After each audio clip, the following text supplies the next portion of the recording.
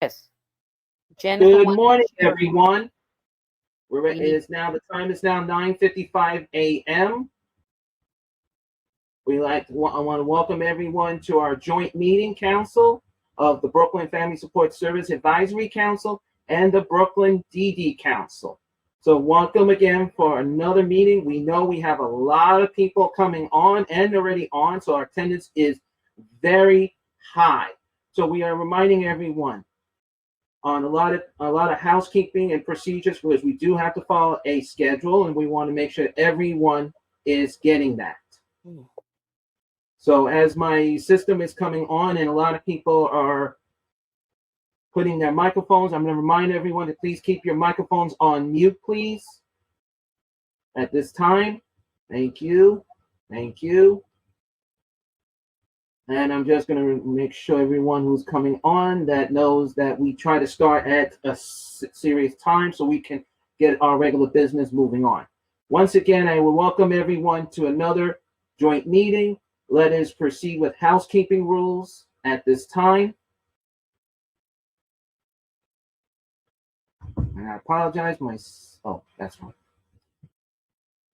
Just to remind everyone, as you are here at the meeting, first of all, I know some of us have not been here for a while or have been. We'll remind everyone on housekeeping rules. The number one thing we need to remind everyone, microphones must be muted. Unless you're a co-host like Joyce Levin, Deborah Greif, or me, are on, they're the ones will also be controlling the microphones and making sure that please do not interrupt when a speaker is speaking. That is very disrespectful to them or any person. We ask to remind you to please make sure your microphones stay unmuted. Now, in the housekeeping in your bar here in this chart has certain stations. First of all your microphones should be on and muted, number one. Two, you also have a camera. If you wanted to put it on, then it's your choice. The third one, the next step will be is you see a participate number. Now, I want to remind everyone that number is not correct because they might be a group with more numbers, and that numbers are being tracked right now, so please ignore that. You do have a chat box to put in your questions, comments to the speakers or the other speakers who do their reports from IAC and OPWDD. We ask you to put that in the chat. Or if you want to say something, please use the hand raise. Now, people who are on the cell phone or the tablet, we understand you do not have a hand raise, but you do have a chat box at this time. Please make sure that you please use one of those devices. Now, also remind everyone, we do have caption. If you want to use it, please go to your More button, which is the setting button, and click on it.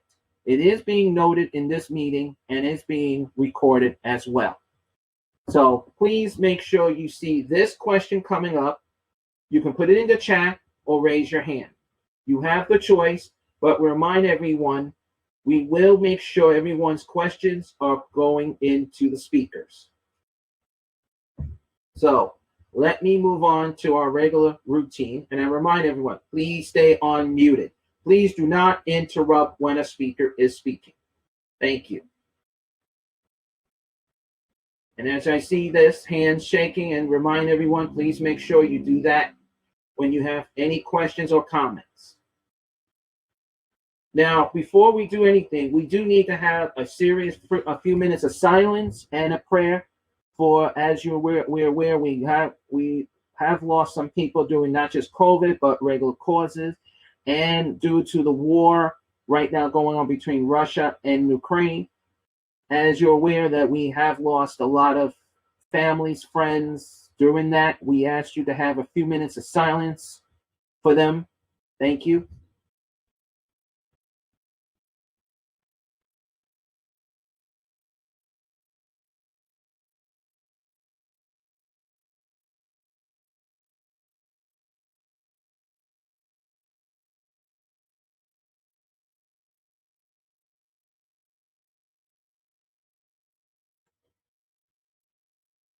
Thank you. Now, today we're going to be waiving the minutes and some regular business because we do have very important speakers and this issue cannot wait till then. So we are asking, need a motion. Just note before we make the motion, the recording minutes is available on our website, which you do see on the screen. Please visit the website, and if you have missed other meetings, you can catch up and watch all those videos. And that is another way of keeping track. So I need a motion to waive the minutes and partial business. I make a motion, this is Deborah Greif, to waive the minutes for the reading for February 2022. Just need a second. I second. Thank you, Joyce. Thank you, Joyce. We still And have, I'm just still have letting- people coming in. Yes, I know that. I'm not worried. We still have to move on. Once again, I want to welcome everyone to the joint meeting of both councils as we are getting not just New York tough, but we're getting Brooklyn, New York tough. We are going to get tough because we have to continue advocating. So before we do our other things, and I want to welcome everyone who are here and special guest stars. I know we have a lot of representative elected officials here, also here. We welcome them, as well as a lot of new groups that have been coming in. Welcome. So as I want to remind everyone, please have patience because our attendance today is very, very, very, very high. So I am going to remind everyone, please, and I'm going to repeat it every time, mute, please raise your hand, and please use the chat box. We have a high attendance number, severely. So I am now going to move on to our regular next part business, which first I'm going to start with both council chairpersons report. First, I will start with Joyce Levin. Joyce? Yes, good morning, everybody. Thank you for coming to the meeting and joining us today. Today is a special day. The IAC and NIDA have a rally this morning in Albany, so we're with them in spirit. That will start at 11 to gather support and in support of the 3%. I'm sorry. Wait, where'd I get 3? Of the 11% increase that's being proposed right now with the governor's budget. As we know, the governor has to have the budget approved before April 1st. And this year looks like a very good year for our programs, and we just hope things work out the way that they've been proposed.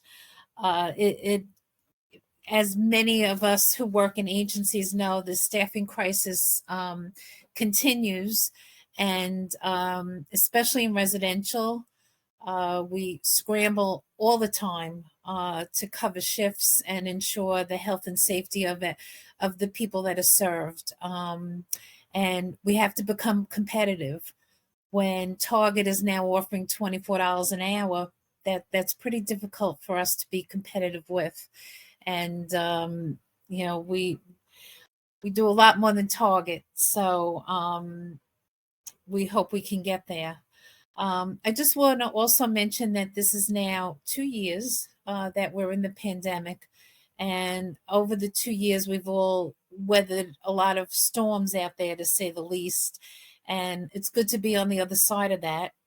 And hopefully at some point in the future, not too distant future, maybe several months, who knows, we can see each other in person again, and carry on as we did before. Although I'm not sure life will ever be the same as it was before, but it's good to see everybody.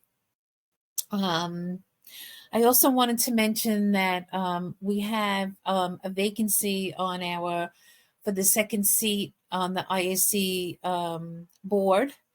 And with Amy Bittinger, I think has retired or will be retiring very soon. So we will be having Brian Rothenstein from Heaven's Hands will be picking up that second seat and representing Brooklyn on the IAC board. And I know he'll do a great job with that. So welcome, Brian, and thank you. And I don't want to take too much time, but the presenters today will be giving us some great information about Medicaid, issues with Medicaid, and hopefully how to resolve some of them and questions. I know that comes up all the time for families and agencies, and we need a lot of help with that. So I welcome, I'm not sure if Jennifer Scholl is here yet or Maria Ortiz Casada, but Jennifer is pulled in. Maria will be here at 10:30 as scheduled. Okay.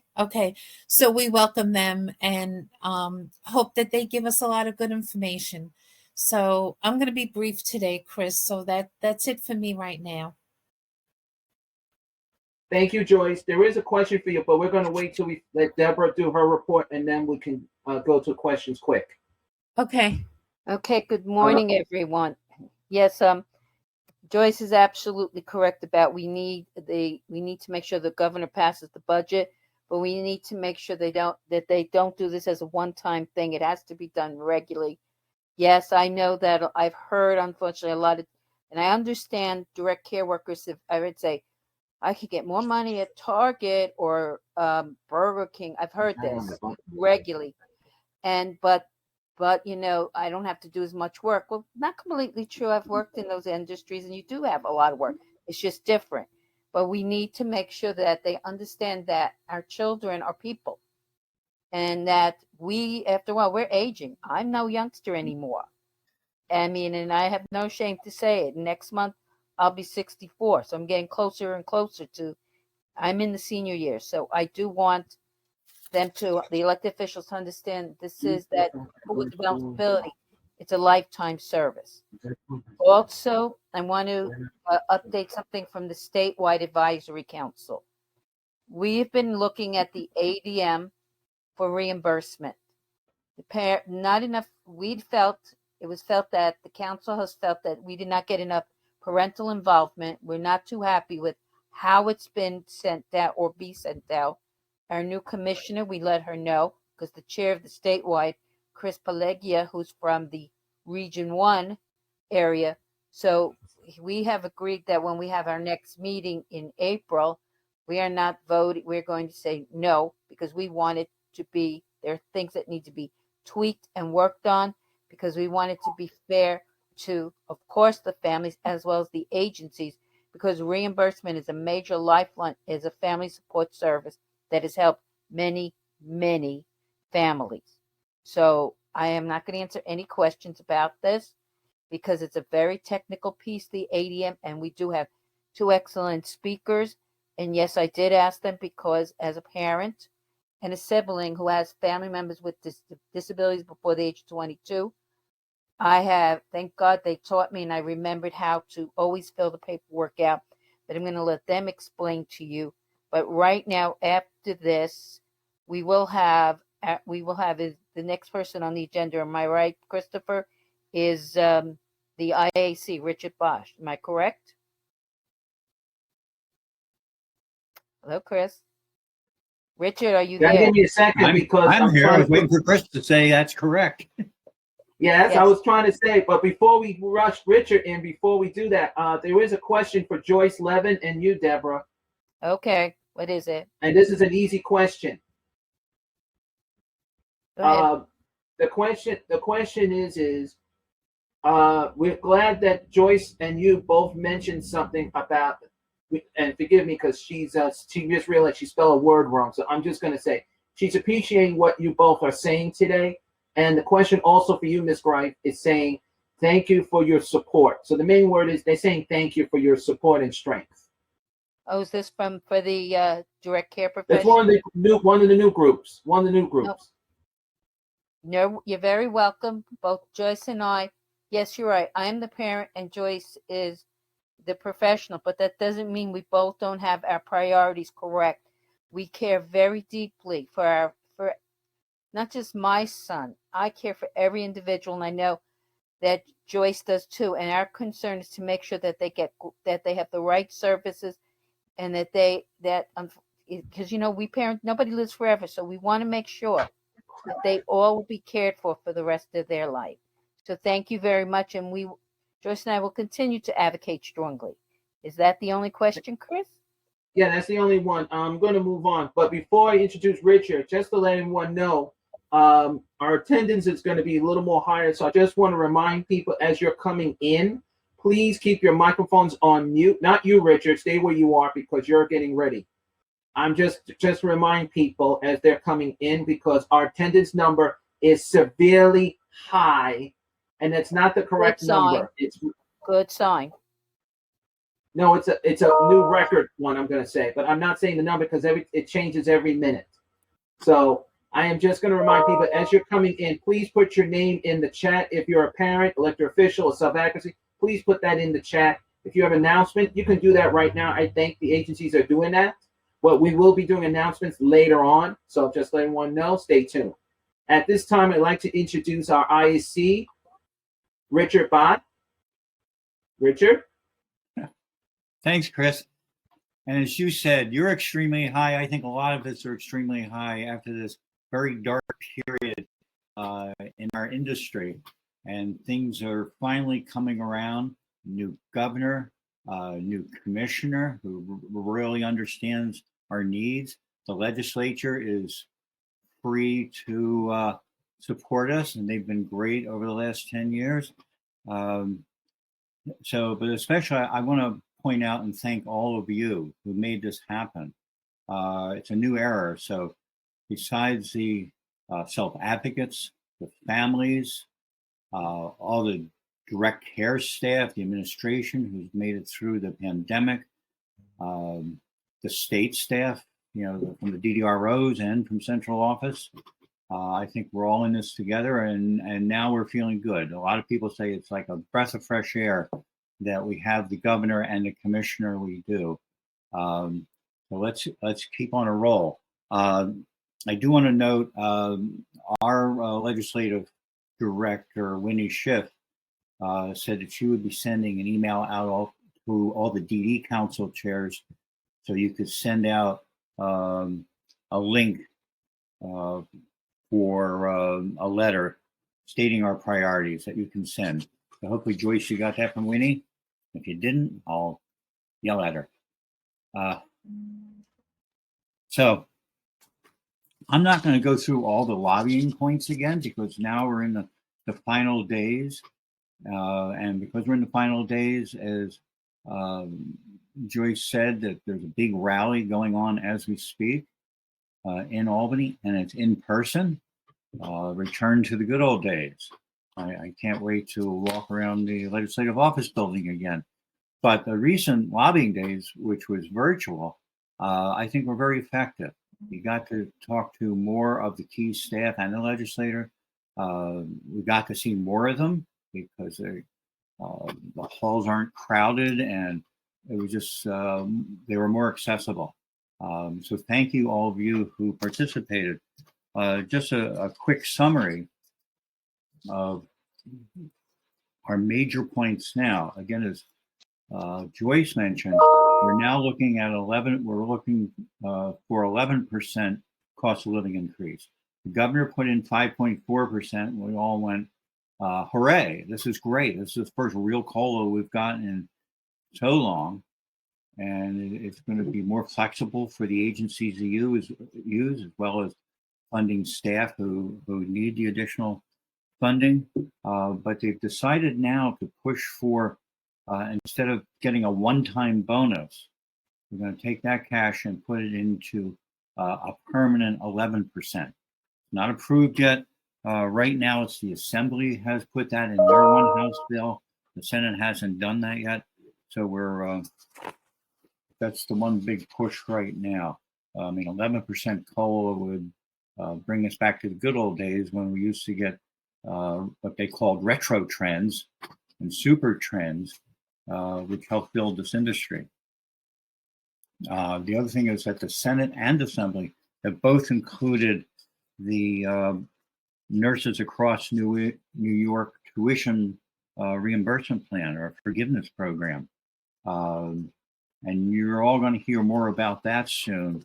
Apparently, the feds in the past did not do a really good job of publicizing the loan forgiveness program, including for parents who took Parent Plus loans out for their children.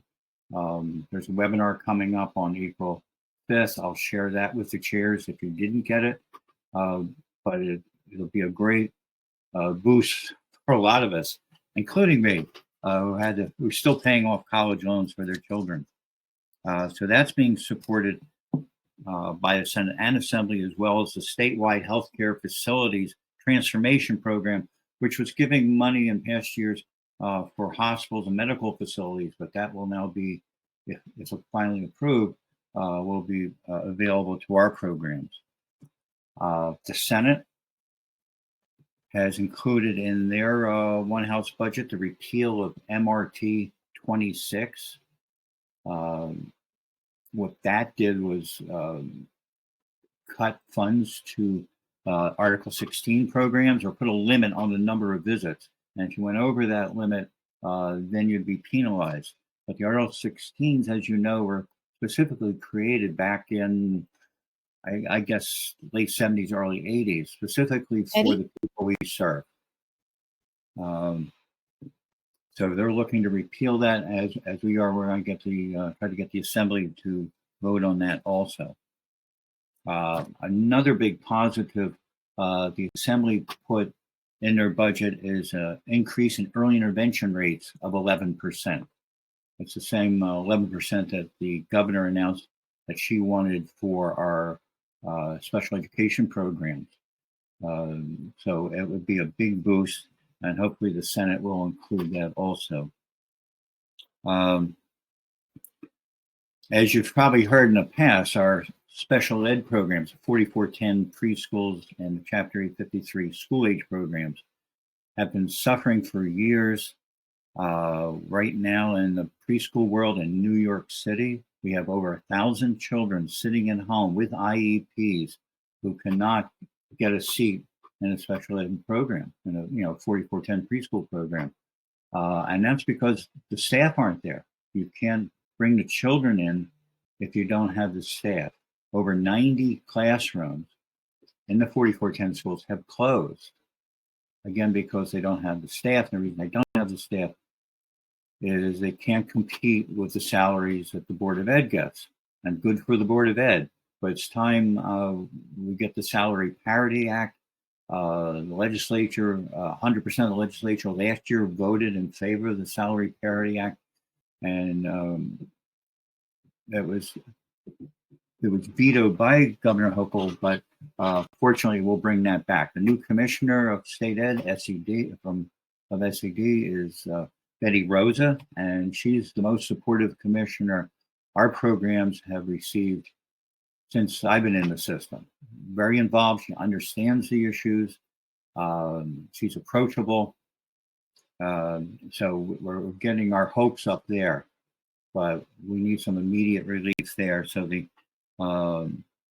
both houses are behind the changes in the rate methodology that state ed uses, and keeping the 11% increase that the governor proposed. The problem with the 11% increase is you have to spend it in order to get it because of the state ed reconciliation methodology. So if you don't have teachers to spend it on, you can't spend it and you basically lose the money. And I think the governor understands that now. The commissioner, Betty Rosa, definitely understands it. And there's other proposals that are being supported, including this temporary discontinuation of what they call the rate reconciliation process, which is the big bottleneck here. Both houses are supporting that state ed redo its tuition methodology. They're bringing in consultants to look at this, and I would expect that anyone from the outside would say this is not a great system. So the Assembly also has added language back into their one House budget regarding the tuition parity. In New York City, the childcare programs last year all got tuition parity, but the 4410 preschools didn't. So right now, the 4410 preschool staff are the lowest paid childcare workers in New York City. So we're going to continue to push for that. The current numbers, according to state ed, the disparity is $37,000, an average of $37,000 a year that the 4410 and 853 teachers get paid less than the Board of Ed teachers. So I think I'll end with, most of you know Chris Trieber from IAC, who's probably the #1 education advocate in the state, if not the country. But he testified before the city council yesterday, and he ended that testimony with quoting Nelson Mandela, who said there can be no keener revelation of society's soul than the way in which it treats its children. And what's been going on in New York State, that the most needy children are getting the least funding and least support from government. So we hope to see the change there. So I'm going to end with that and just again thank everybody for their support over the last decade and beyond that. I think we're working as a team again. There was a period where the state staff had to get everything approved before they could say it publicly. I think they're all relieved and we are working in partnership. We're meeting more frequently. So I think we're all one team with one motive, which is to support our people. And finally, without the support of the families and the self-advocates, none of this would have happened. So that's it for me. And I'm looking forward to our other guest speakers.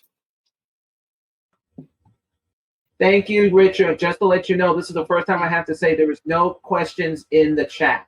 But let me check if does Deborah, and I know Deborah and Joyce might have a question. I'm going to, Richard, I agree with what Chris Trieber said, because for years, because parents in my age group, their children could not take advantage of early intervention unless you went through family court. And people don't realize how dehumanizing, and especially if you're a single parent, that could be used against you, that you're not a fit mother. So that was taken out of family court. But what bothers me is, one, the pediatricians don't have families use that.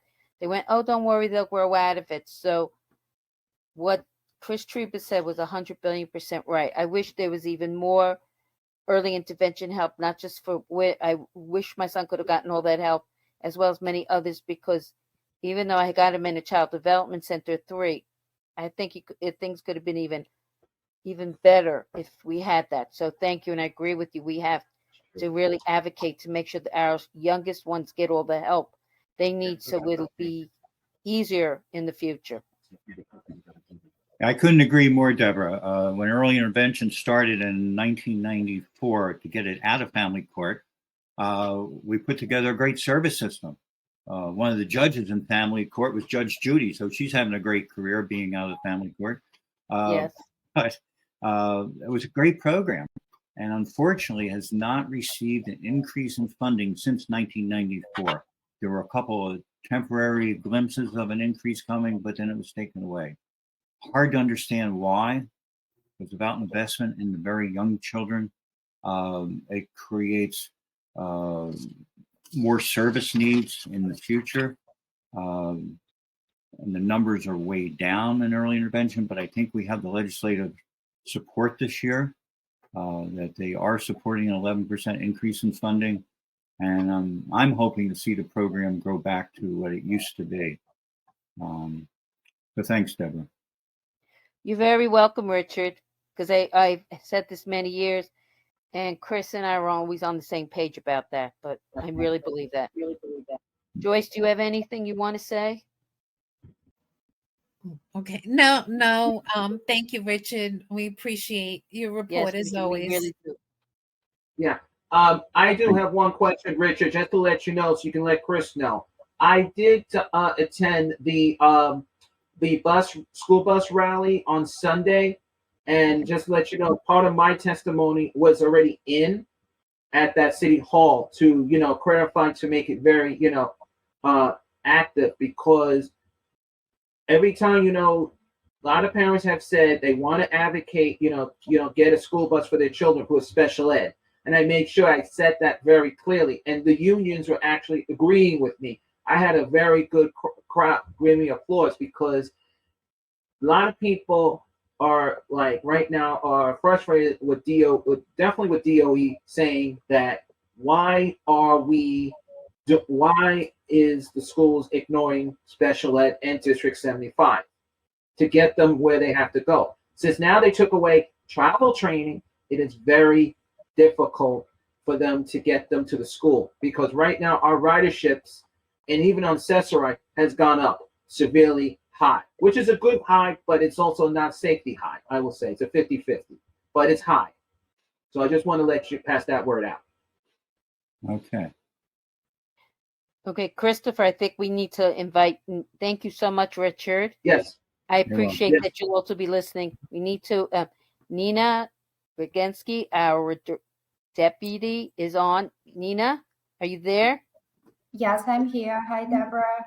Hi. So glad to hear your voice. Yeah, thank you. Thank you for You're inviting welcome. me. You're welcome. I have some updates from OPWDD. I would like to highlight that last month, on February 14, Governor Hochul announced the establishment of the Office of New York's Chief Disability Officer to advocate on behalf of persons with disabilities, and appointed Kimberly Hill as the state's first Chief Disability Officer. The new office will prioritize the protection of people with disabilities and pursue a more diverse and inclusive and equitable life for people in New York. I know, Deborah, you mentioned earlier that on March 10, OPWDD released a new ADM for family support services and reimbursement guidelines. This ADM is posted on OPWDD website. I can share the link shortly with the group. This ADM sets out the requirements for the family support services and reimbursement. It includes eligibility requirements for reimbursement, how to request and process reimbursement, and the roles and responsibilities of SSS provider agencies, individuals, and families. This ADM, it's important to note that ADM has an effective date on July 1st, and we encourage that FSS agencies and families review the upcoming changes. OPWDD will be setting up meetings and trainings with the family support agencies, so we can continue this discussion on the implementation of this ADM. The ADM establishes the FSS spending cap up to $3,000 of FSS reimbursement in a per contract year.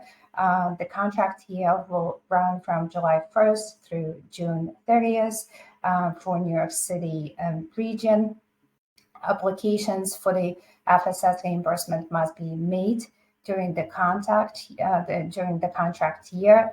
The ADM talks about the application process and what includes in general reimbursement and the emergency reimbursement. And the emergency request funding is a separate from the $3,000 cap.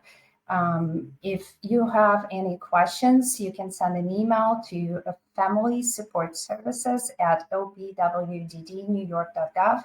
I can share this email address with you shortly. Also, earlier this month, we have released the ADM for OPWDD Housing Subsidy Program. The Housing Subsidy Program supports individuals who choose to live independently in the community and who meet program eligibility. This program was previously called Individual Support and Services. This ADM, the Housing Subsidy ADM, provides information again, on eligibility requirements, responsibilities of agencies and care managers, how to apply for a subsidy, what happens when someone is denied or terminated, or how to appeal decisions. Additionally, you can look for additional details, and in the ADM, there are also associated attachments associated with the ADM, and everything is posted on the regulations and guidance on the OPWDD on OPWDD website.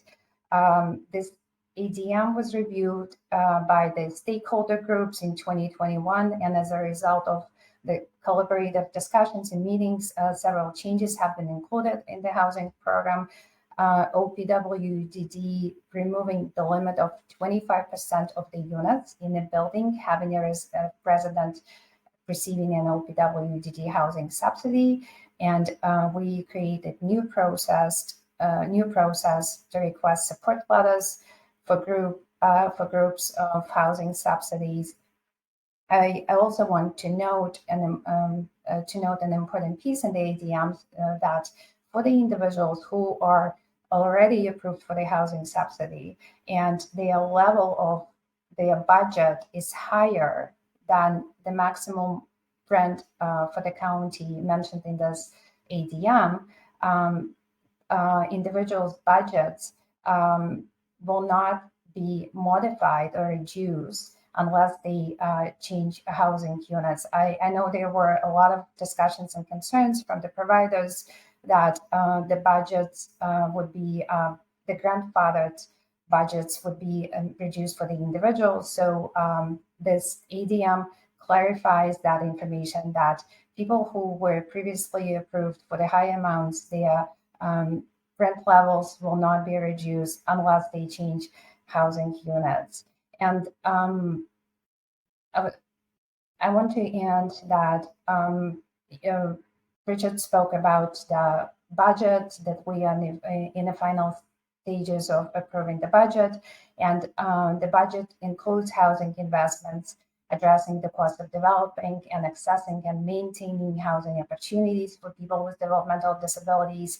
And we made a proposal in the budget that ISS subsidies that are available through the individual support and services and for self-direction programs would increase by 22%. So if the budget goes through, hopefully the 22% increase for the ISS for the housing subsidies will be approved. And that would be all for me for today.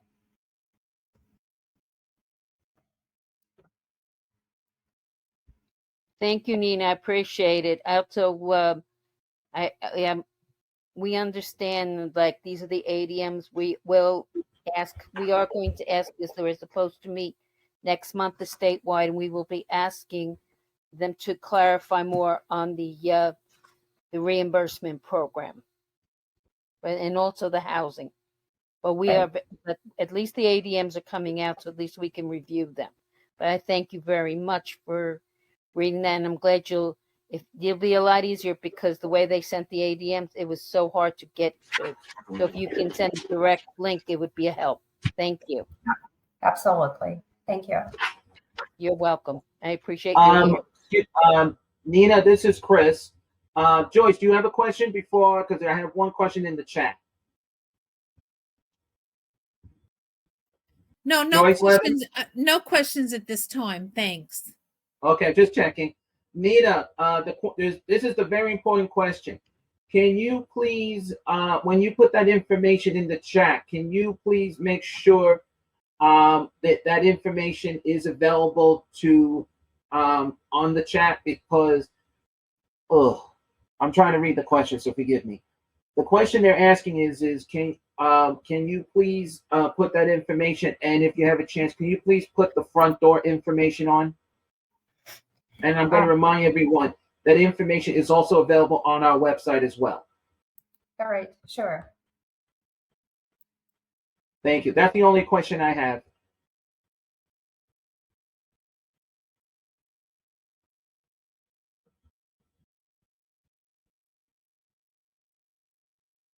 Any other people have any questions? I remind everyone you can raise your hand or put your question in the chat for Nina. We'll make sure Okay. that she will see it. We'll make sure she gets the questions. All right. Thank with you. that, Now, Nina, thank you so much. I'm going to move. We're going to let's move on. Let's get on to our. It's time for our favorite time. I know everyone has been dying already. Deborah, you want to, Madam Chairperson Advisory, you want to introduce? yes, I would. I would like to, okay, today I'm very, very happy that we have two excellent speakers.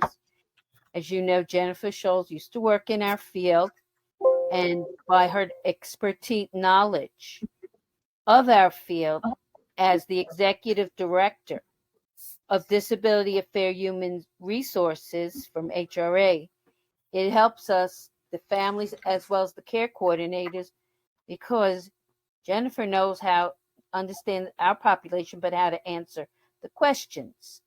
The other person who is just as important, and I've always been grateful for all her help, is Maria Ortiz Quesada. Chris, put her title up for me, please. She is the Director for Eligibility / Medicaid Information Services. And what does that mean? It means I don't have to explain or ask Maria to understand that my son is a disabled adult child. And yes, I have permission to say this. And the important thing is Yeah, that she's here. she makes sure, and I have appreciated that she explains if my child is a NIMBY or QUIMBY, which I'm going to let her explain the acronyms.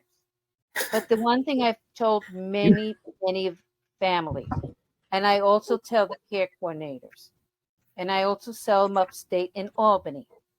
Our children were disabled before the age of 22.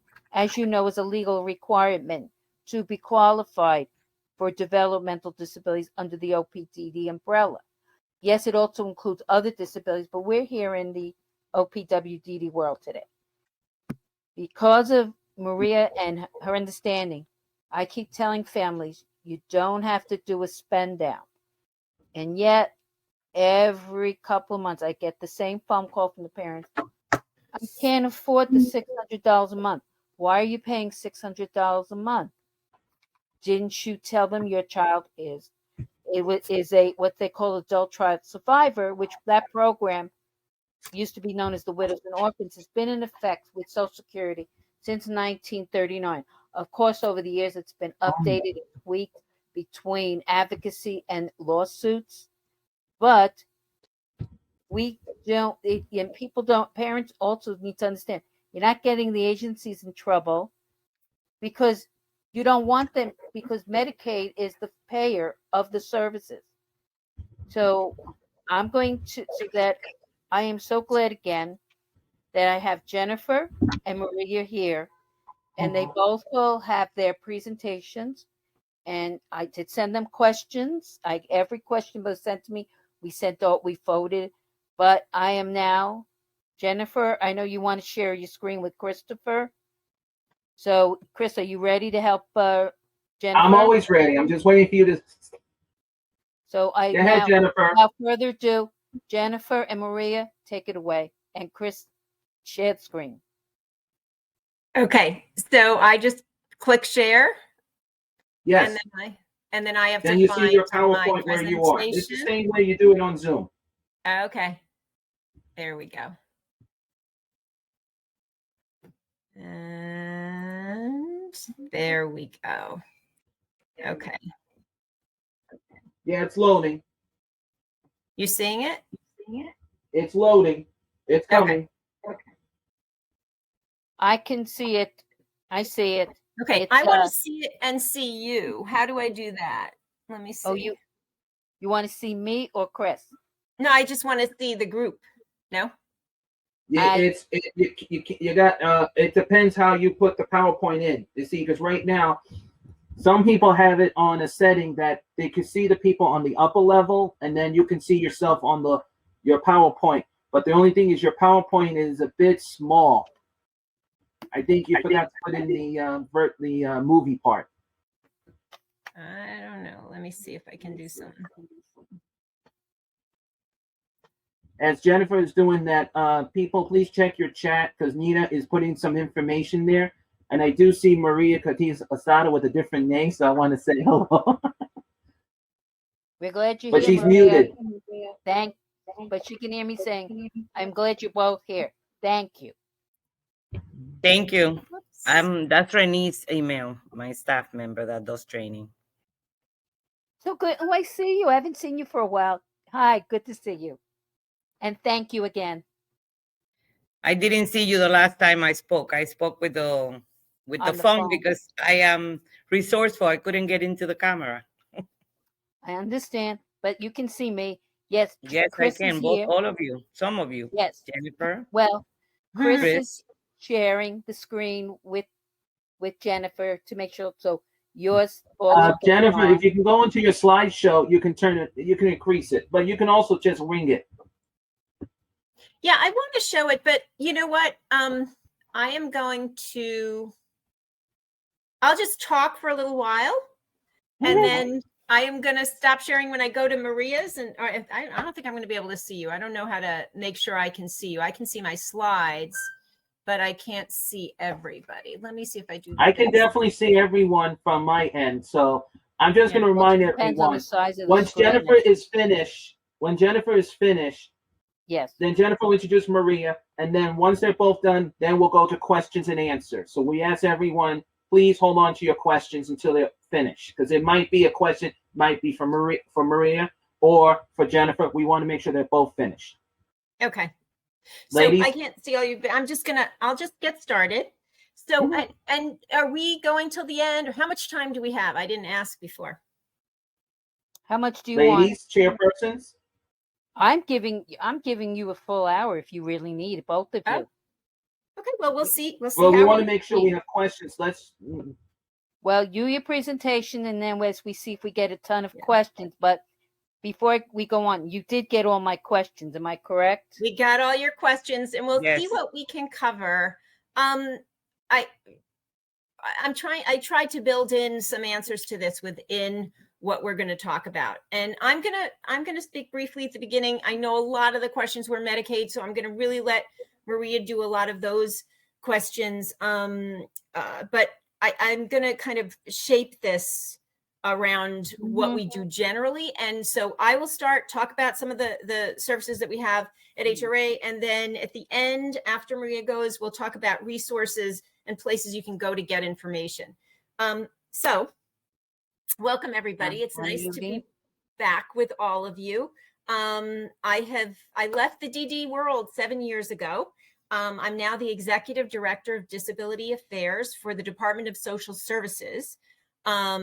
Before I jump into this and tell you what I do, I want to, for the sake of inclusivity, I want to say my pronouns are she and her. And I don't know all of you, and I don't know if anybody has a vision disability, so I'm going to do an audio description just in case. I am a middle-aged woman with olive skin. I have shoulder-length brown hair, and I'm wearing glasses, and I'm wearing a sleeveless black blouse, and I am in front of a bookcase. So my unit, Disability Affairs. As part of the Department of Social Services, we support both HRA, the Human Resources Administration, and the Department of Homeless Services in their ability to serve people with disabilities. My small unit, we are a liaison with the community, right, with people with disabilities, with their advocates. If there are challenges because of the disability in accessing any of our services, you can come to my office, Disability Affairs at dss.nyc.gov, and we can try and assist you through that process. We also provide technical assistance to all of these programs. We help when they're having particular challenges working with people with disabilities. We help develop policies and procedures. We review policies and procedures. We help develop programming for people with disabilities within the system. And we develop training and we train our staff. This afternoon, I'm actually working from home because I'm doing a 4-hour training for homeless services vendors this afternoon. So it's a lot for a small unit, but we're excited to be doing this work, and I'm excited to be doing this work. I think Deborah asked me to come because of my experience with the DD community. I spent over 30 years in the DD community before I came to city government. But I am not an expert on all the details, but I'm going to do my best to give you a nice overview. And Maria is the expert on all the details regarding Medicaid. She is the best person, and I want to get it to her as quickly as possible because she's really just amazing. Okay, so let's just talk about what DSS provides, or HRA on the HRA side. I put it up on the screen. The core benefits: cash, employment, SNAP, Medicaid, child support, homeless prevention and services, HEAP, fair fares, and then some other things we do on the other side of the slide. Immigrant services, IDNYC, HACA, home care, adult protective services, domestic violence, emergency food services, burial assistance. We serve on the HRA side over 3 million New Yorkers in New York City. Okay, we have all the agencies combined, over 16,000 staff. So just to highlight a few services that are important for you to know about, and just some key pieces of information based on the questions I got. Cash assistance, while it's not likely to be what you're using, mostly the people you're serving have SSI. Cash assistance, I want to just impress upon you, there's no reason for you to come into a cash assistance office or a SNAP office at this particular point in time. Really, we expect people to do as much as they can on Access HRA, which I'm going to talk about in a minute. And really, we have found ways to accommodate people even who cannot use that system. So you just need to reach out to us if there's a challenge using the system. But cash assistance, what you likely will use it for is a one-shot deal or emergency assistance. And that might be rental arrears, or if you're getting utilities cut off, or if there's disaster assistance that you need. And by the way, all of that you can apply online, every single one of those things. In terms of, and somebody asked about what locations are open, both for SNAP, for all of these things. Most of our locations are open right now, but if you look on our website, it is always really up to date and will tell you what's open or closed. The only SNAP office that's not open at this point is St. Nicholas, which is probably not relevant to you in Brooklyn. In terms of SNAP, most can be done again on Access HRA. And honestly, you don't even have to do the interview right now. That's suspended unless we need to talk to you, and we'll call you. So a lot of people are just getting their SNAP, and it's working really well. I also want to let you know, in case you didn't, that there is a simplified application for people who are elderly and people who have disabilities, and that you can't do online, but you can download it on the state website, and I can get it to you. You can call InfoLine to get it, but it's a very simple, brief application to get started on the application for SNAP, and that is a really easy way to get connected. Let's see. Some people were asking all of the intricacies of how we determine SNAP, but there's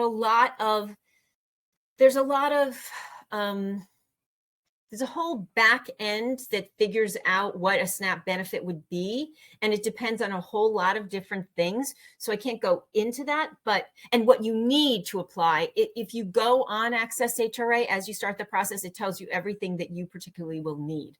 So really, we always encourage, if you're not sure if you're going to be eligible, apply. It doesn't hurt to apply, and then see how it all plays out. I also wanted to mention that if you want to or need to apply for SNAP, we don't have the same access. We don't have the same ability under cash assistance. But for SNAP, if you have completed the authorized rep form, then you can apply on Access HRA for someone. And there's a point as you're applying where you indicate that you are approved to be the authorized rep. But at that point, you also have to upload the document that is signed that says you're the authorized rep. So that is a way that other people can apply for somebody on Access HRA, only within the SNAP world. Okay. Let me see. I want to make sure I'm covering a lot of the questions that you asked. Some people asked what you need to apply, and it depends on the program and it depends on the circumstance. And as I said, if you look on Access HRA, they'll tell you, but generally we'll want to know where you reside. We want proof of where you live, household size, income sources. Sometimes we will need, your resources and your expenses, your rent, things like that. We will need it, basically all of those things. But there will be other things that we need, and we'll let you know depending on the program. I wanted to highlight a couple of other programs that would be useful for you based on your work. Our Homelessness Prevention Administration, we oversee the vouchers for certain populations, the HEPs. But what we often say, if somebody is being evicted, start with home base, and they will connect you to the resources you need to stay in your home, or they'll let you know what you need to do to enter shelter. If somebody needs to enter shelter with an accommodation, we can do that with our DAFN unit, our Disability Access and Functional Needs unit at DHS, and you can let us know at the Office of Disability Affairs, and we'll get you connected if you feel like somebody is absolutely going to have to go to shelter. And we can really work on getting the reasonable accommodation somebody might need ahead of time.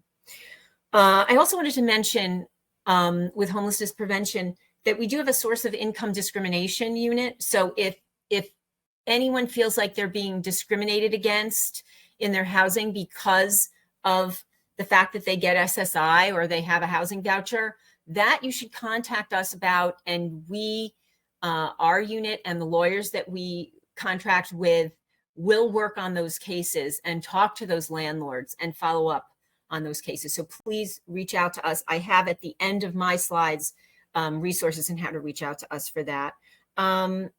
We also can connect you to lawyers to help prevent eviction. So again, resources at the end. Reminder that we oversee HEAP, and that's one of the programs you cannot apply for on Access HRA, though you can download an application, and that's for if you pay for your own heat, we can help you with that if you're eligible. And on the other side of that, there's a cooling system program so people can get air conditioners, and there's, that will happen soon. That will open soon. Excuse me, Jennifer. I'm sorry to interrupt you because people are putting in a heavy amount of chat.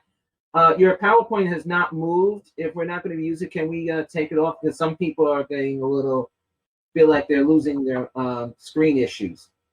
Okay, so I'm going to end slideshow. I'm going to move it on in a minute because I want, no, that's fine. I'll end for now, and then let me come back to you. Because you're asking questions in the chat. Is that what you're saying? The one question they're all asking is your chat has not moved. Like you're going to the next slide. Oh yeah, no. That slide I wasn't moving on. I wasn't moving on it because it had the list. I figured that. That's why I'm saying that clearly out here now. And I apologize for the interruption, but just wanted to bring that to your attention. I apologize. No, that's absolutely fine. Is there any other question that you want me No, that's the only question. The other questions can wait till we both finish. Okay, let me just talk about a few other things, and then I'm going to go back to the slide in a second. So fair fares. One of the things, it's definitely something that everybody you're serving should know about. If somebody meets the income guidelines and is not eligible for any other reduced fare program. So if you're aging, you can get the reduced fare Metro card. If you have a disability, you can get the reduced fare Metro card. But if you have very low income and you're between, your adult age, but not within, your working age, let's say, you could be eligible for fair fares where you could get 50% discount on your transit. So I say that for families, but in terms of the person with disabilities who would typically be eligible for the half fare card, you can get half fare if you meet all the other criteria. you can get half fare on Access-a-Ride. So you apply online, right, for Fair Fares, and then you tie it to your Access-a-Ride. You won't get the card that you can use on the subway or on the bus, because essentially you can use your half fare Metro card on that system of transportation, but it will be tied to your Access-a-Ride. So when you go on an Access-a-Ride trip, they will only charge you half fare. So it's worth applying for that online. Mention ID NYC. You guys should really make sure that people can get those cards. They're free. It's a wonderful way to get discounts. And if you have any individuals who are not documented, this is a really great way to get somebody a picture ID that they can use in a lot of different forums. But what's wonderful is if you get ID NYC, you get discounts in so many different places. And I've had museum memberships from ID NYC that I've really enjoyed. And I encourage people to do it. It's wonderful. I also want to mention that if you don't have all the documents, or it's a person with a disability that can't represent themselves or something like that, there are all these instructions where the agency that's serving that person can certify that this person is who they are, and you can still get that ID. And a caregiver can do certain things, and all of those forms are online on the Fair Fares website. We worked really hard on making sure that everybody could be included in Fair Fares. In ID NYC. One other question that had come up was about fair hearings, asking specifics about how you get a fair hearing if you're denied benefits or something like that. The notice that you get when you get a determination on your benefits has a lot of information about how you apply for fair hearings. So that's how you apply. And one of the questions I know was, does the person have to be there? And the answer right now is everything is virtual for the next year. All fair hearings are virtual for the next year. So the care manager, the person with a disability, and a caregiver can all be present at one time to participate in the fair hearing. Ultimately, you can get a letter from the individual that says that this is my representative. But for now, I think it's helpful to have everybody present because you can do it all virtually. So the next slide I had was, I'm going to see if I can share again. Can I share? Just click on the stop share again. Stop share, or No, go ahead. He's got you for share. can I go Okay. back here? Let me see. I believe you can. Jennifer, just want to ask, Fair Yeah. Fares, when it comes to Access-a-Ride, I know a few people who are turned 65 and they had to pay full fare again. Yeah. Yeah. Why? Yeah, because the Fair Fares program, the program is actually for working age individuals who are living below the poverty level. And so there is a distinct age range that is Fair Fares, and the Fair Fares program is run by HRA. It was never intended to supplant the MTA's program, the reduced fare Metro card. We did allow people who met all the criteria for Fair Fares to use it on Access-a-Ride. But I will encourage you to go to Access-a-Ride and say, can you expand this benefit? You know, the benefit that they already provide under the reduced fare Metro card to people on Access-a-Ride. But that is the challenge, because that's not what the program is. The program was never intended for people outside of those ages. Yeah. No, I understand that, but I just want you to know I get yelled at, and poor the people like Donna Frederick, they get yelled at, and we tell them it's not Fair Fares is not an MTA program, it's an HRA program. So just letting you know, we're trying, but it will be a little hard. But thank you for clarifying. I'm with you. I know that's an issue. I agree. It should be covered, but it would change the nature of the program and what we're doing, because anybody in the community is not eligible for it that's over 65. True. So okay, thank you. Okay. Okay. So I'm gonna how do I get back to sharing?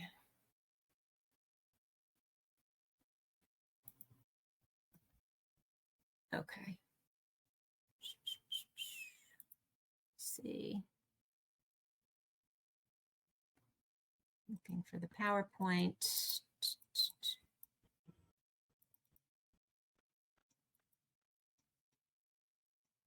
here. Yeah. Okay.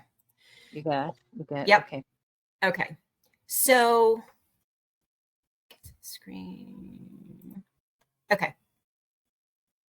So I want to talk quickly about Access HRA, because that's what we want everybody to use right now when you're applying, if you can, right? If you can't, that's fine. You can come into a center, you can call us, and we can do a lot of stuff over the phone with you. We would call it like essentially a home visit. We have approval right now, at least right now, to do a lot of applications over the phone. But we really encourage everybody to use Access HRA. You can apply for cash, emergency assistance, SNAP. You can submit case changes, case closures, the SNAP periodic report. Your notices are available on Access HRA, viewing case details, and you can request a budget letter. Now, when I show this, and I'm encouraging you all to do it, all of you from agencies, I will say you should work with us to have access to the provider portal, okay? And the provider portal, if you enter an MOU with us, allows you'll elect an administrator from your agency, and as long as the person that you're serving, they can allow up to, I can't remember how many agencies, like 3 or 5 agencies, to have the access to view their benefits, right? You can then see all, like if you're wondering what's happening with somebody's SNAP, you can go in, you can look at their notices, you can find out what's going on. You don't have to call Infoline to say, hey, what's happening with this person's SNAP, or what I didn't see the notice. Did they get a notice? If you want to see what's going on with all the details, was the portion of their rent paid? Was it cashed? All of that is in Access HRA, and we can work on getting you connected and making sure that the people that you're serving, you have access to their information. It's really a wonderful service. Some of you I know already have access, many of you don't, and I encourage you to do that.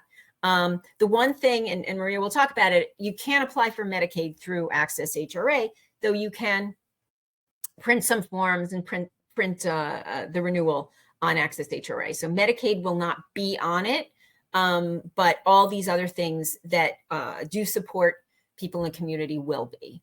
I also want to mention that you can't upload docs to Access HRA directly. You have to use the Access HRA mobile app.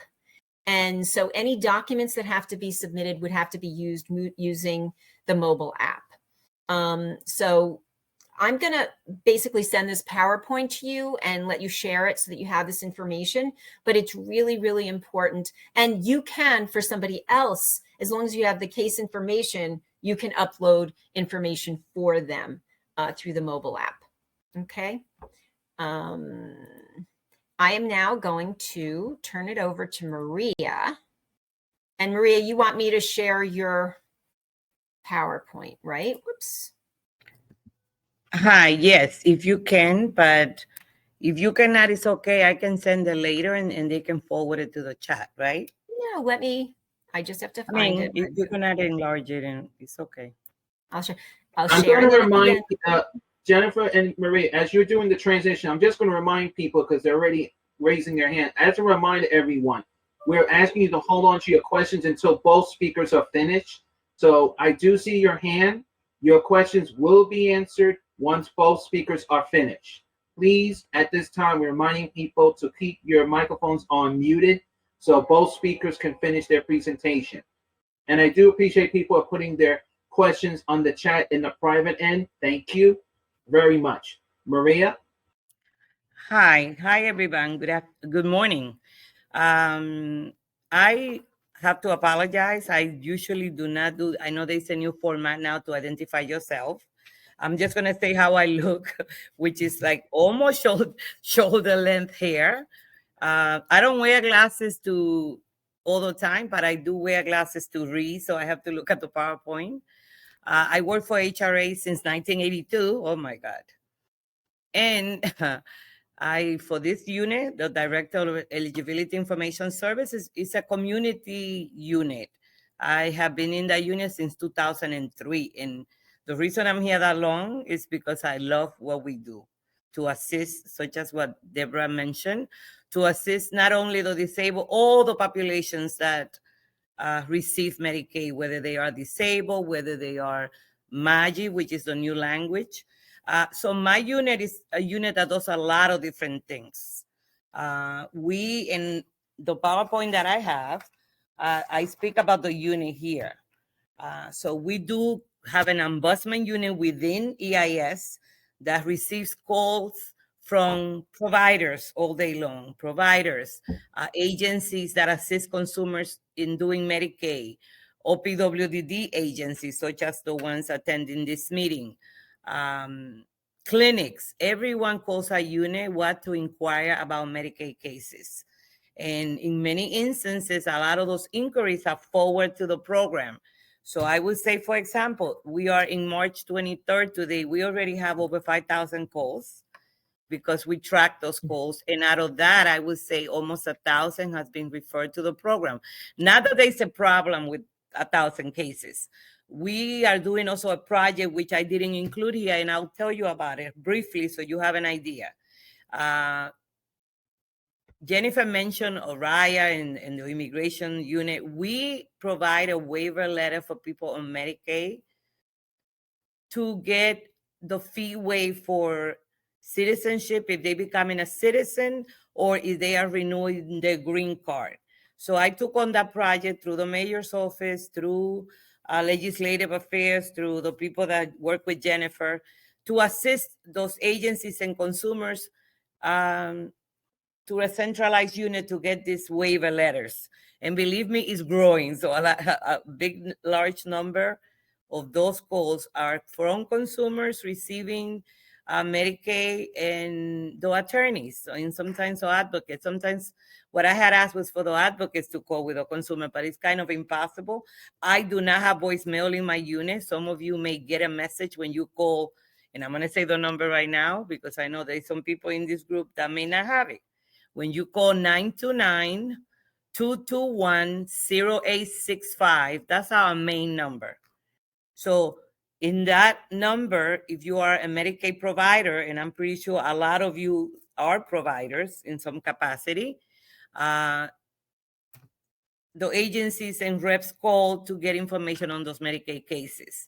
And yes, some of the questions that were asked about people going to the offices, I'm going to respond to that. I'm not really following this PowerPoint. I want you to have it.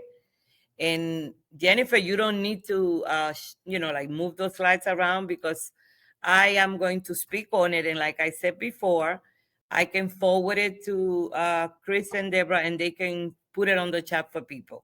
So some of the questions that were asked, unfortunately, I think it's a shared responsibility for the entities that work with disabled consumers, for us, for everyone. So although I'm telling you about eligibility and I'm telling you how we arrive at a Medicaid, processing a Medicaid case, within EIS, and I told you we get calls in my unit, we also do Medicaid presentations. And that was one of the questions or comments from one of you that said, there's Medicaid training available. So my office does the training or the presentations for agencies that work with Medicaid consumers, whether you are a provider or you might be an elected official staff that ask questions to my unit, or you may be a care coordinator. I don't know if there's any care coordinators in this meeting, or you might be a state agency. You can attend this Medicaid presentation. What I did this year was to go back to 2 days presentation, and it ends approximately in a day and maybe 3/4 of a day. But I felt that when I made it 1 day, it was like we were rushing through the whole thing. And in these presentations, we go from A to Z with Medicaid. We speak about how you get information from Medicaid. And in this presentation I put the slide there that shows you how to access MARC. MARC is our web-based system where people register to obtain Medicaid information. It's free. It's semi-secure because we are asking people that access that system to register with their work email address so we can identify who they are. So I work for AHRC, I work for ADAPT, I work for, I'm a care coordinator. Any of the three groups, Tri-County, Care Design, and Advanced Care Alliance, any of those people can access our MARC web-based system and get any alerts that we post in that system. And so training, calls, and the calls are substantial. We also prepare Medicaid alerts. Medicaid alerts are based on either state changes or changes to the program. For example, right now, the state extended renewals on cases for cases that expire up to the month of May 2022. So those consumers do not need to respond to the research. If they do, fine, the program will receive it, but cases should not be closed because they did not respond to a recertification. And I know a lot of you are going to say, but I know some cases that close. It happens, especially consumers on SSI, Supplemental Security Income. They might, something happens and we didn't get their sense on, or we didn't catch up that they got closed. That case can be reopened immediately. You can bring it to the attention of the program. Some of you are providers that participate with the program and you submit Medicaid applications and renewals. And some people do have a legitimate surplus, Deborah. Most people do not if they are a disabled adult child, and I'm going to talk about that in a few minutes. But some people don't fall in that category, and now they are not getting their Social Security increase, for example, and they end up getting excess income. So the alerts, again, based on program changes, whether it's a state program change, whether it's a local office, an office closed or an office moved, we send out a Medicaid alert. We also send out the announcement about our classes. We no longer do, since COVID happened, we no longer do registration manually. People need to register on their own. So we send links to, through MARC for the Zoom meeting. We are doing it through Zoom now. It used to be WebEx. So we are doing it through Zoom. And we are posting out the information with at least a week or 2 weeks in advance for people to register. So the information in MARC, what I do to sign up for MARC, I type it in Google or whatever engine. I put Medicaid Authorized Resource Center. That's what MARC stands for, Medicaid Authorized Resource Center. And New York City, it brings me to that page and I click on it. If you never registered for the program, then you click on that link to the left because there's a key to register.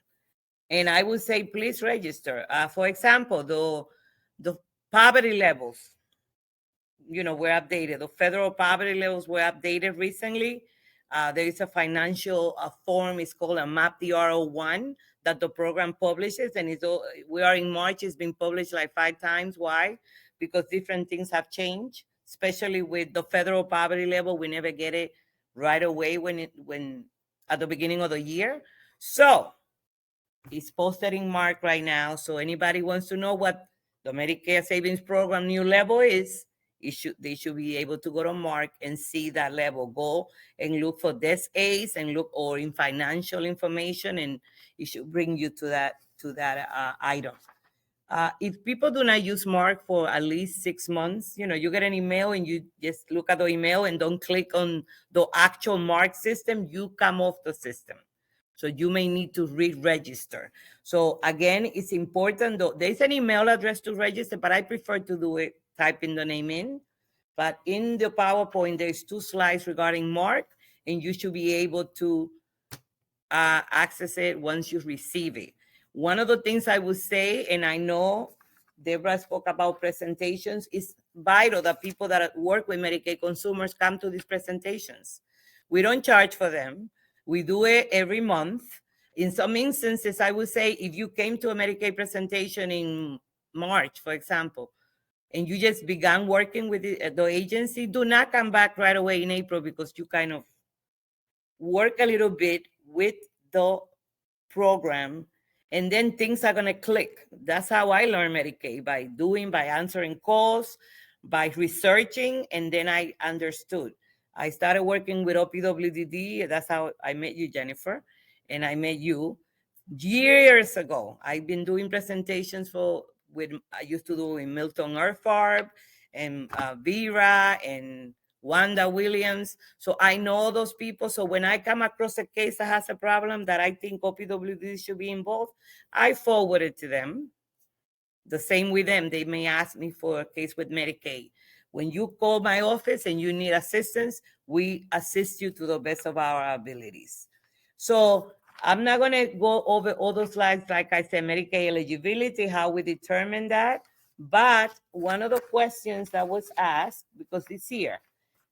Well, before I go to the questions, through COVID, through the public health emergency, there's a lot of easements that have been placed on the program, where people in the normal traditional way may have to document certain things. If someone applies for Medicaid right now and they don't have their documents available, they can submit the application. Medicaid, in many instances, can check a lot of the information. For example, if someone provides a social security number and they are a U.S. citizen, Medicaid can verify that information. If someone, again, because this is a population we're speaking to, if someone needs community-based long-term care, why? Because they need to be in the waiver and they may not have a bank statement, that person can attest to either not having a bank account or having a bank account. They cannot provide that information, but they need the better community packet. Medicaid changed in 2004, asking people that if you need the better packet, then you need to give us resource proof. For the population that you guys work with, they all need community-based long-term care. And one of the things that happens with this population, because cases are getting extended automatically, sometimes the coverage on the case is being downgraded. Meaning that if you do not check your software with your consumers that you are helping, they might go for a few months with the limited coverage that do not cover community-based long-term care. And what does that mean? That you are not, whoever, if you are a provider, are not going to get paid for the services you provide into this OPWDD consumer. So again, attending training, but also using your state software, ePaces. So a lot of you use ePaces, and I know why, because the state provides it for free. In HRA, we use eMedNeed, and we get maybe the way that our system looks is a more detailed system. With ePaces, people have to check based on the date of service. I understand, because I have looked at it with staff that have problems. But at the end of the day, if you do not check your software, if you do not understand how, what kind of level of coverage a person needs, believe me, I have helped since COVID happened, I have helped people with cases that there is a lot of months that this person's case was downgraded or this person's case closed. And if you know the policy right now, no one should be closed since March 18, 2020. Why? Because it's an adverse action on a case. And during the public health emergency, no cases should be closed. So having said that, again, you come across an SSI consumer that for some reason closed yesterday, you bring it to the program's attention, the case should be open today or tomorrow. SSIs, especially if it's a new SSI consumer, they are supposed to get automatic Medicaid. For the consumer that lost the SSI, because they now getting benefits, and I know this is a big issue for disabled adult children. I know Deborah and some other people asked this question. Disabled adult children are children that are receiving benefits under a parent that either retired, that passed away, or became disabled themselves, and they pay into Social Security, the parent, and they have a disabled child that has been on SSI prior to their 22nd birthday. So if I had a child on SSI prior to their 22nd birthday, and now they lost that SSI, not because they no longer disable themselves, but because of those three things that I mentioned about the parent, that parent or that advocate or that care design, Medicaid, Tri-County, all those agencies should assist this consumer or anybody else that's in this group to, like you mentioned, one of you mentioned, the parents doesn't understand, the staff doesn't understand. I would say, and I'm going to jump back to, because I go like this and I start talking about everything. If you are submitting applications for consumers or assisting consumers in applying, 2 years ago, I know these new applications for under 18 children were supposed to be sent to OPWDD. OPWDD, the DDSOs, I think that's the name, reviews those applications. There's someone at the central office that review these applications, and these applications OPWDD submitted to Medicaid centralized unit. For 2 years or maybe more, a lot of the agencies are going directly to the offices, which I don't recommend, not because the offices doesn't know, because the office does not deal with these waiver cases on an ongoing basis. So what I'm saying is that you are a waiver agency, you're not submitting it to OPWDD, then you need to have a cover sheet on your application, or you need to, when you bring an application, and there's different ways to do applications. I'm not recommending people to go to the offices, not because the offices are not open, but because you have different ways to submit an application to Medicaid. So put a cover sheet, explain what you do. I work with the Office for People with Developmental Disability in the state. This is a pending waiver person, and pending waiver children can get Medicaid until they approve for the waiver. This is the home and community waiver through OPWDD, because when they consolidated the other waivers, those cases are handled differently. But for the OPWDD home and community, that still comes through HRA. And again, a lot of the agencies sitting, I'm hoping, submit centrally to the client rep unit in Medicaid. If you are walking to the office, if you dropping that off downstairs with no information, guess what? The program says for someone that is under the age of 22, the parent is legally responsible for this child, right? So you submit an application with no information, no letter. Guess what they're going to ask the parent to provide once they see this application with no parent's income? Income. Why? Because there was no explanation of what type of case this is. So again, through the centralized unit, they are more familiar with this process, but also an explanation does not hurt the program. If you put a cover sheet with an explanation saying, this child is applying for the waiver, the children applying for the waiver that are not to get that SSI related budgeting, there is a disability determination that is needed unless they already have it. And there's medical forms that are in my presentation. I did not put it in the little presentation I sent you. I hope that everybody will come to the class. We speak about having a disability determination for a child or for an adult, and what forms to use and what is the process. We speak about 18 to 21-year-olds. Once they are in the waiver with OPWDD, they age out at 18, they need another disability determination. Why? Because again, in Medicaid world, parents are legally responsible for children up to the age of 21. So an 18-year-old that needs a disability determination, it will come with a renewal normally. But remember, this is not the normal world right now. That 18 to 21-year-old can be determined eligible based on their own income again until the age of 21 if they are certified disabled. So they are with OPWDD, probably they are younger. Now at 18, they get another disability determination. And now between 18 and 21, they can be evaluated based on their own income.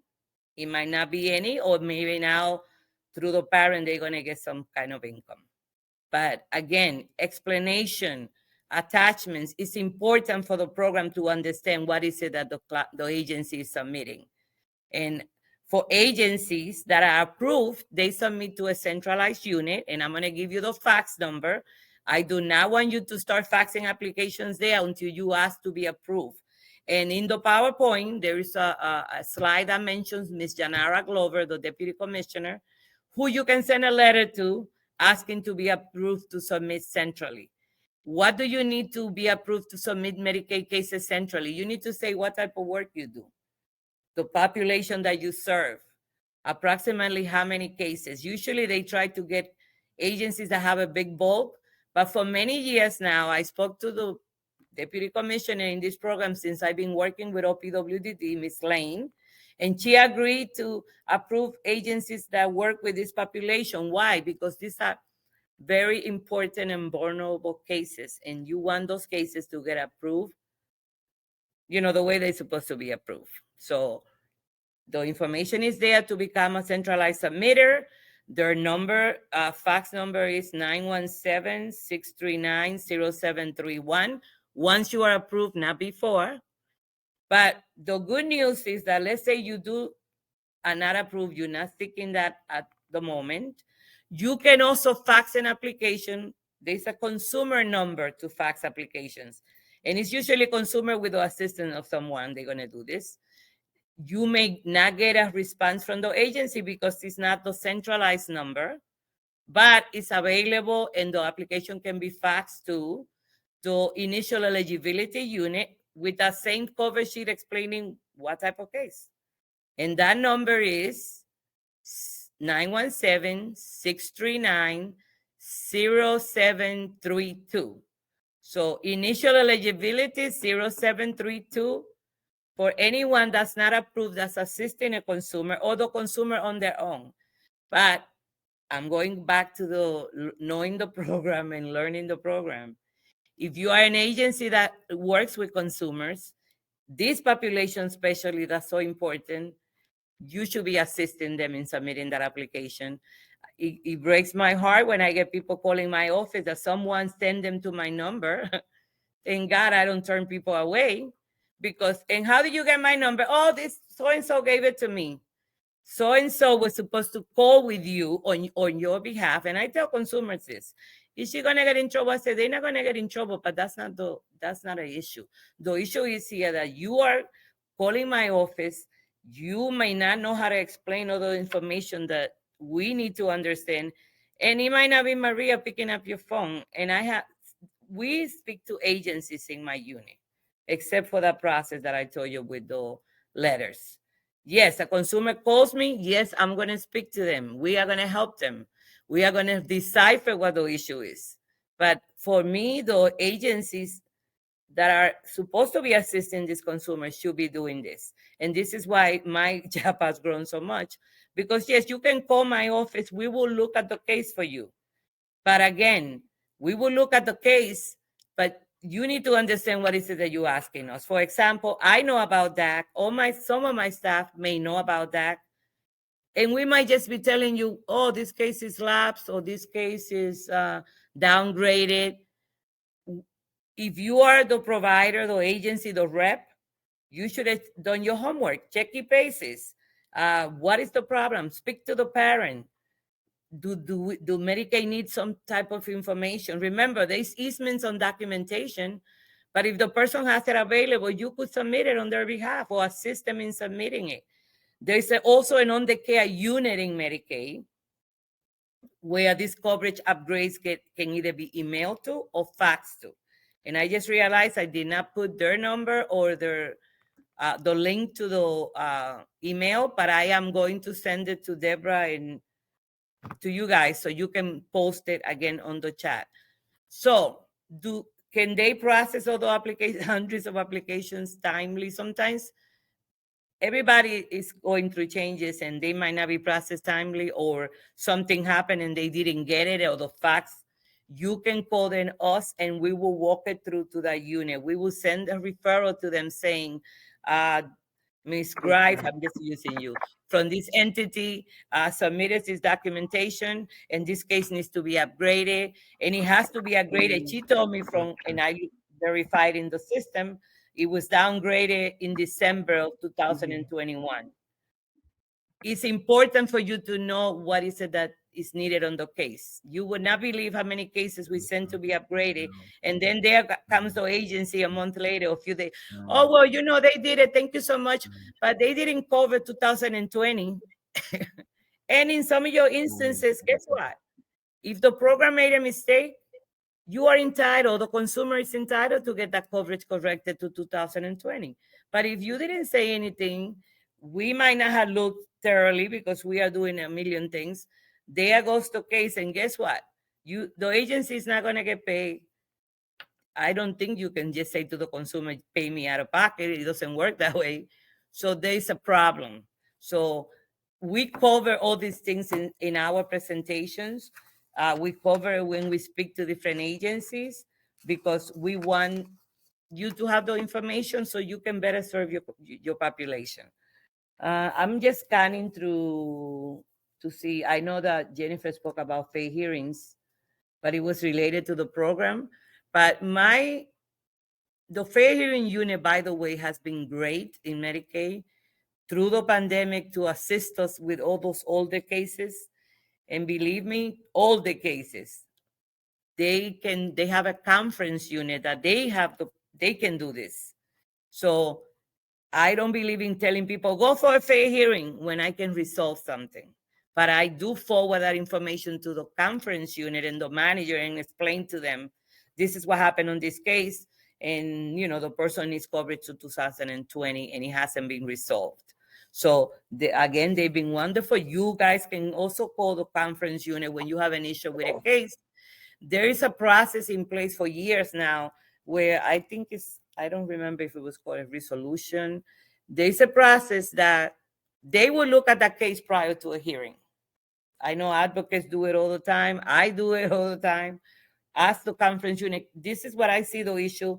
Can you look at this? And in a lot of instances, the fair hearing doesn't need to take place and waste money when the agency can fix the case.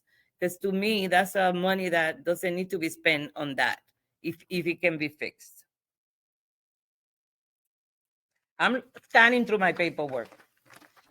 As you're scanning, Maria, I just want to, as you said that was what I was going to say about any of the programs. The fair hearing team often does review before, will call ahead of time and say, let's just talk through this situation and can be resolved before the fair hearing. Even just requesting the fair hearing might just lead to the conference. So it's worth doing at any given time.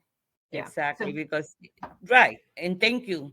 And again, not only fair hearing, but the entire Medicaid program, I will say to you, everybody has worked, and all of us have worked tirelessly through this emergency. Cases should not be downgraded, and when they are, they put it back again. So in some instances, consumer legitimately want their case closed. So that's, if you ask me, then it's okay. Or cases transfer. There's a lot of different things that the program has done. And like I stated, they facilitate a lot of information. They speak to the providers. But my office so far has been like that little link. And it's okay. We can forward, but I should not be your first stop. I'm sorry to say. I mean, unless it's something that you think I can resolve. There is a program, there is a centralized unit, there's a whole bunch of a team of people that can assist when need be for us to assist you by all means. Yes, you can call the office to check in the case and see what is it that is, is the case closed or it's lapsed. Some of that is happening right now. And if a case is a DAC, believe me, I'm the first person that runs and has that case upgraded to disabled adult child. But all those criteria I mentioned to you have to be met. If the person was not on SSI, then unfortunately, they're not going to be a DAC. They had to have been on SSI prior to the 22nd birthday. I, again, have information for you that I'm looking through the slides to see. There's a big issue with Maria, congregate care. one- Congregate care. Let me, go ahead. well, just before I forget, you know what you're saying about the hearing, but how long do people, the family should hold on to their children's paperwork? Because that's the question I'm also getting. And it's very. What do you mean? They had a hearing and they haven't received any response? No. This is every year when they register, they recertify with their agency, and they also have had to, but you know, because their child before the age of 22, I tell parents to hold on to paperwork that proves their disability. They've been on SSI before the age 22, because now we're coming into where you can scan everything. But still, I wanted to make sure that everyone knows that you have to have proof that the child has been called a DAC because they were on SSI before the age of 22. I would just say, okay, Deborah, again, we can determine, the program can determine if a child is a DAC. It's wonderful if you have documentation. And if you have documentation, I'll say submit it. I remember I said that before, because especially if the person went to the office, any office, and they didn't bring this document, the staff is not going to go and look for this information.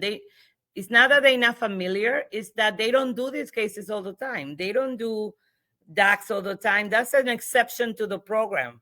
Congregate care is an exception to the program, meaning that it's a special budget that is done for those people. But for example, I was going to speak about congregate care.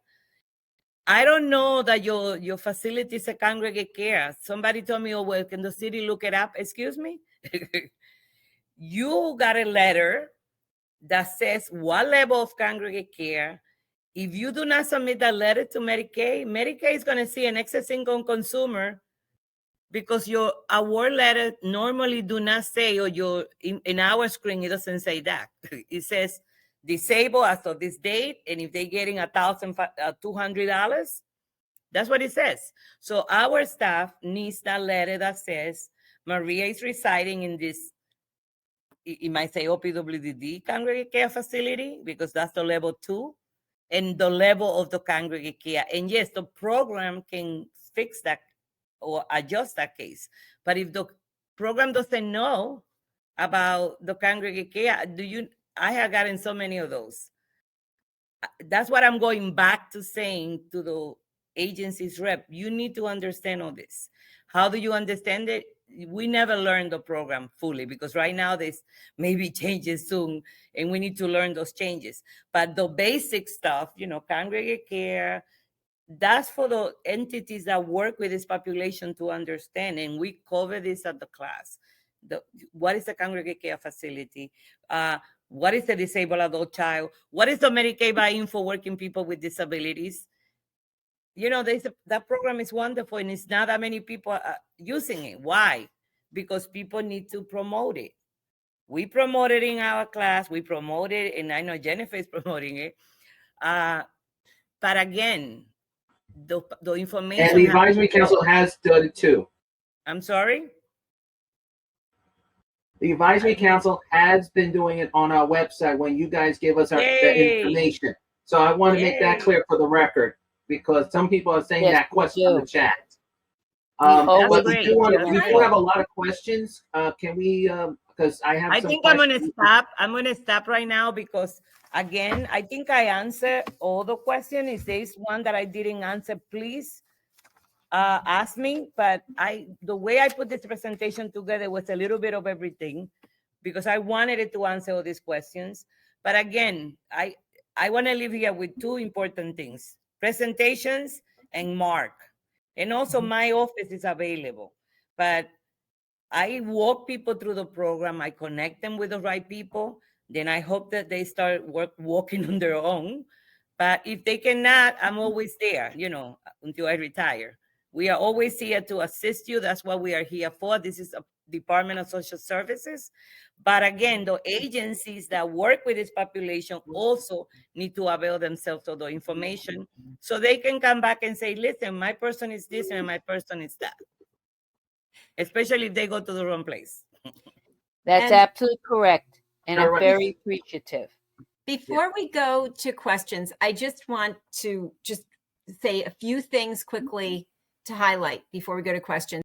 And first, Go to ahead. answer your question, Deborah, there is no rule for what parents or family members have to hold on to. But if it were me, I would hold on to everything forever. So, I mean, we hear this, you know, the I do. educational advocacy that you guys were talking about before, right? What they tell you when they do that training is even save the envelope that the letter came in from the DOE so that the date is that. So my feeling is you save everything because you might need it down the line. But I understand space is an issue for a lot of people. You got to keep it organized. But if I were going to advise anybody, I'd be like, hold on to everything you get. Thank you. The other thing I want to say, I just want to say a few other things just that this community should be thinking about right now. Most of our work is being done on the computer and on the phone. And for many of our programs, we may need to call you. If you or somebody you're working with has anything pending, you might get a call from us. You need to pick up the phone. And this, I know people are wary of picking up a phone number that doesn't say what it is. We have generally 4 numbers that we're calling from, but you're not going to plug that into your phone. If you know something is pending, if you pick up and it's not HRA, hang up the phone. But if it is, this will move your thing much faster because honestly, they don't give you a callback number. They're gonna say they didn't get through to you. So please, please, please pick up the phone. Okay.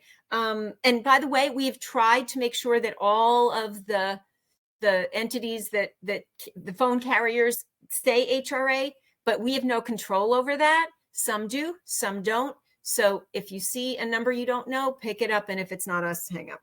I'm going to Thank say you.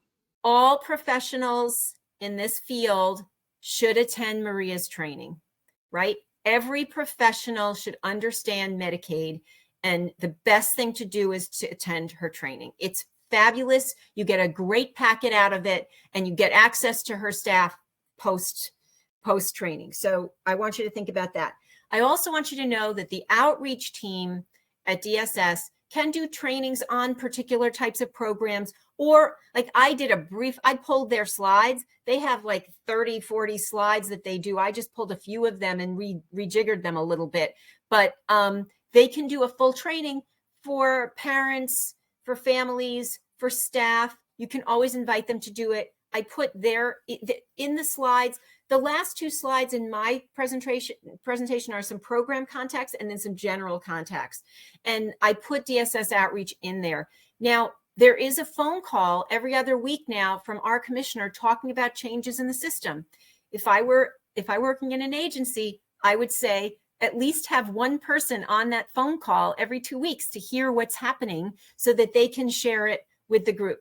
We also send out an email that talks about all the changes that are happening in public benefits, and that comes out of the DSS outreach office. Every single service coordinator, care coordinator, every single person as a manager in this system should be on that email list. Then you'll hear about a lot of things that are changing and about new programs that you should know about. So get on that list. And again, you can email DSS outreach team and they'll definitely get you on.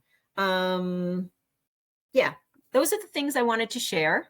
Now, Maria and I can take questions. Yes. Yes. Just to let everyone know, this is how we're going to do it first. First, I'm going to, with the 2 hands up, I'm going to do those first. And then I'm going to go to the questions. So the first person was named, and I'm going to read it from my other laptop because it's easier to do that way. That's why I have 2 laptops, like a command center. Sound like The me. first one is Ms. I'm going to say her name wrong, so forgive me because it's the first time I've seen her. That I'm going to say Val, she can unmute herself. I'm sorry, not that. I'm sorry. Lava, can you please unmute yourself?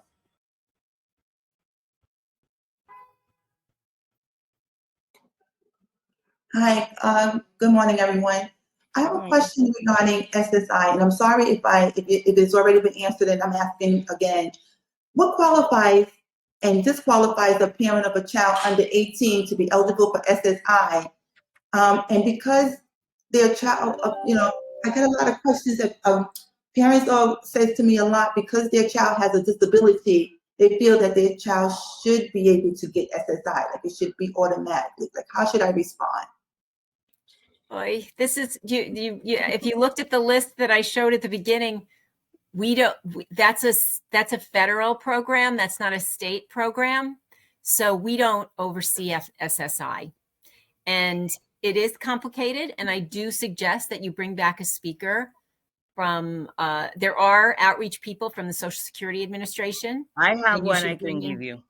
I'm sorry. And I want to clarify something, Laverne. I've said this, there's a part you left out, what I've been saying.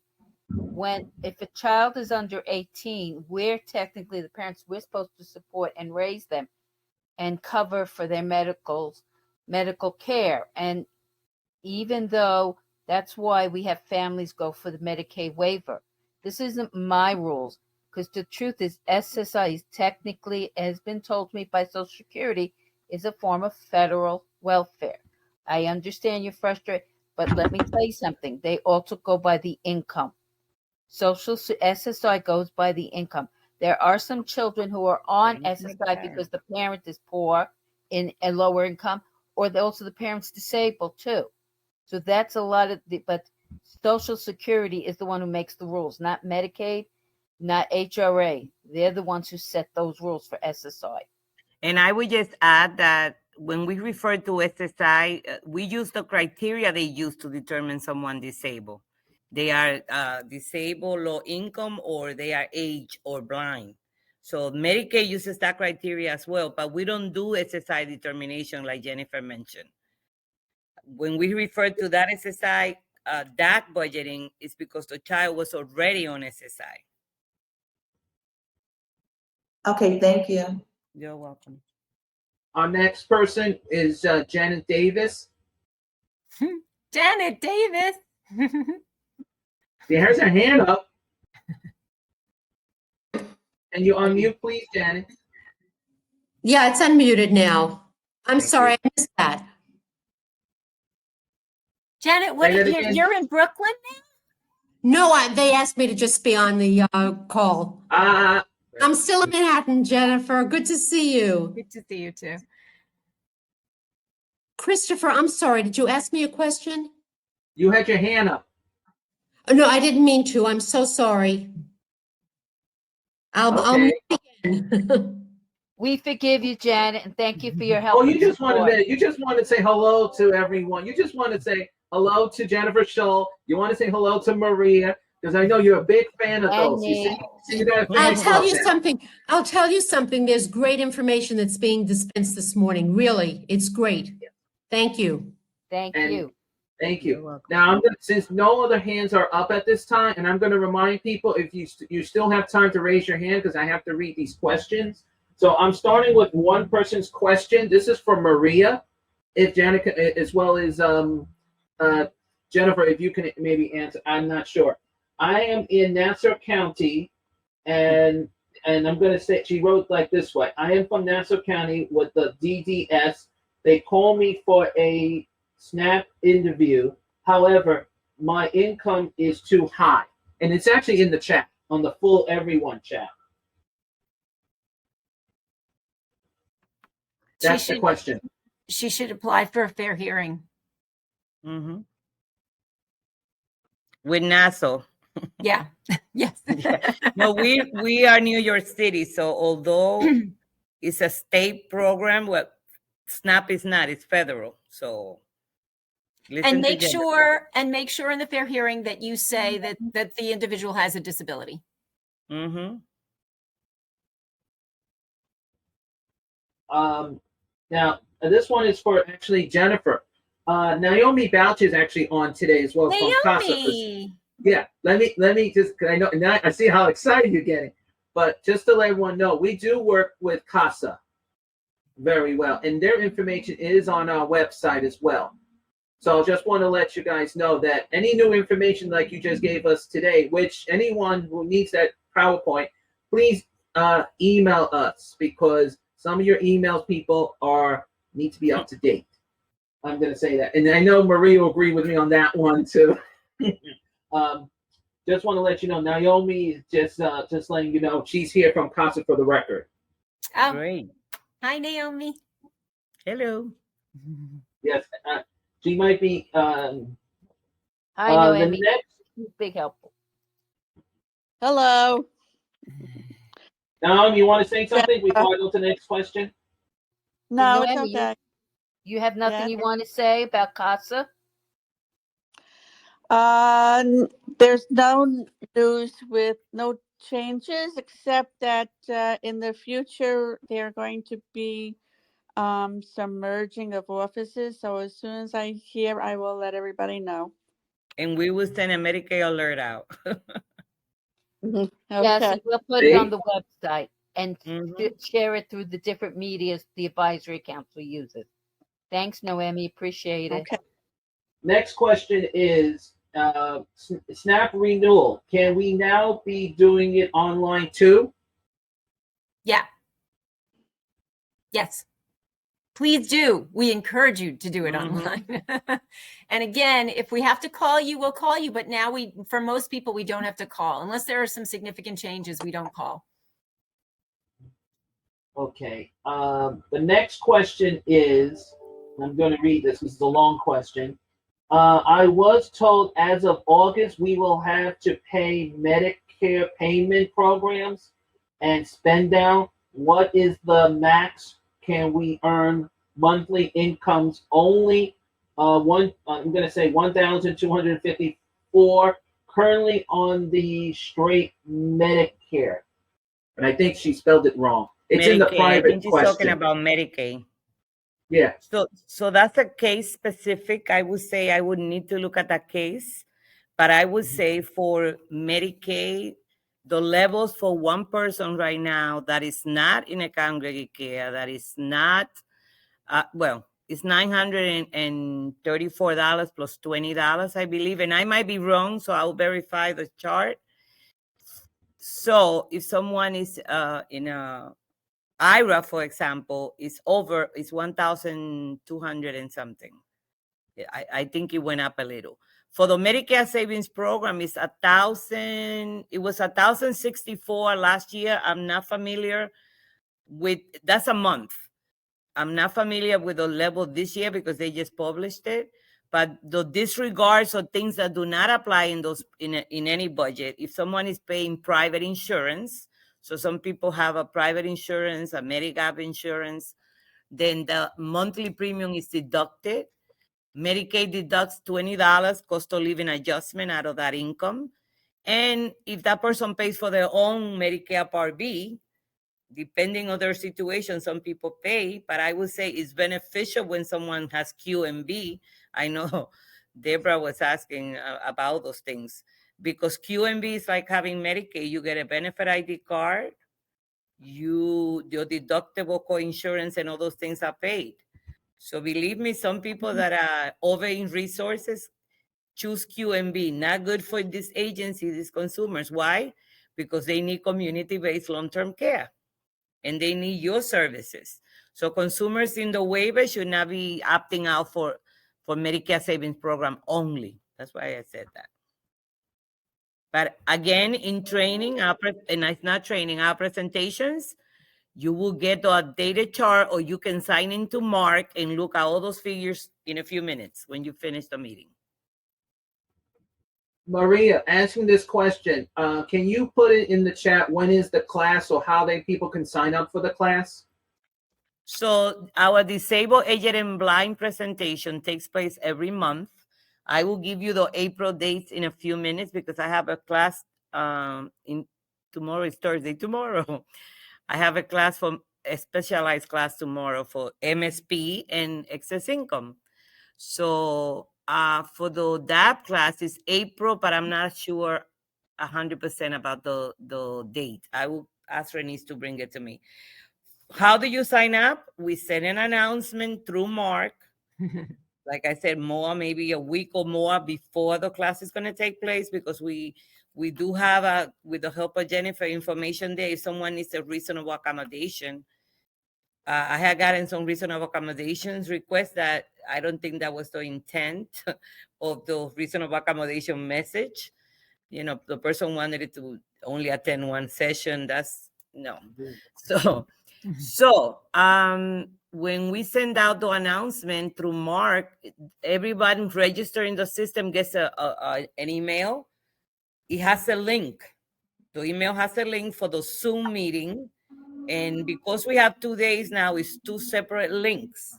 So people must register for both the first day and the second day. And then they get a confirmation. The day before the class, we send a PowerPoint presentation.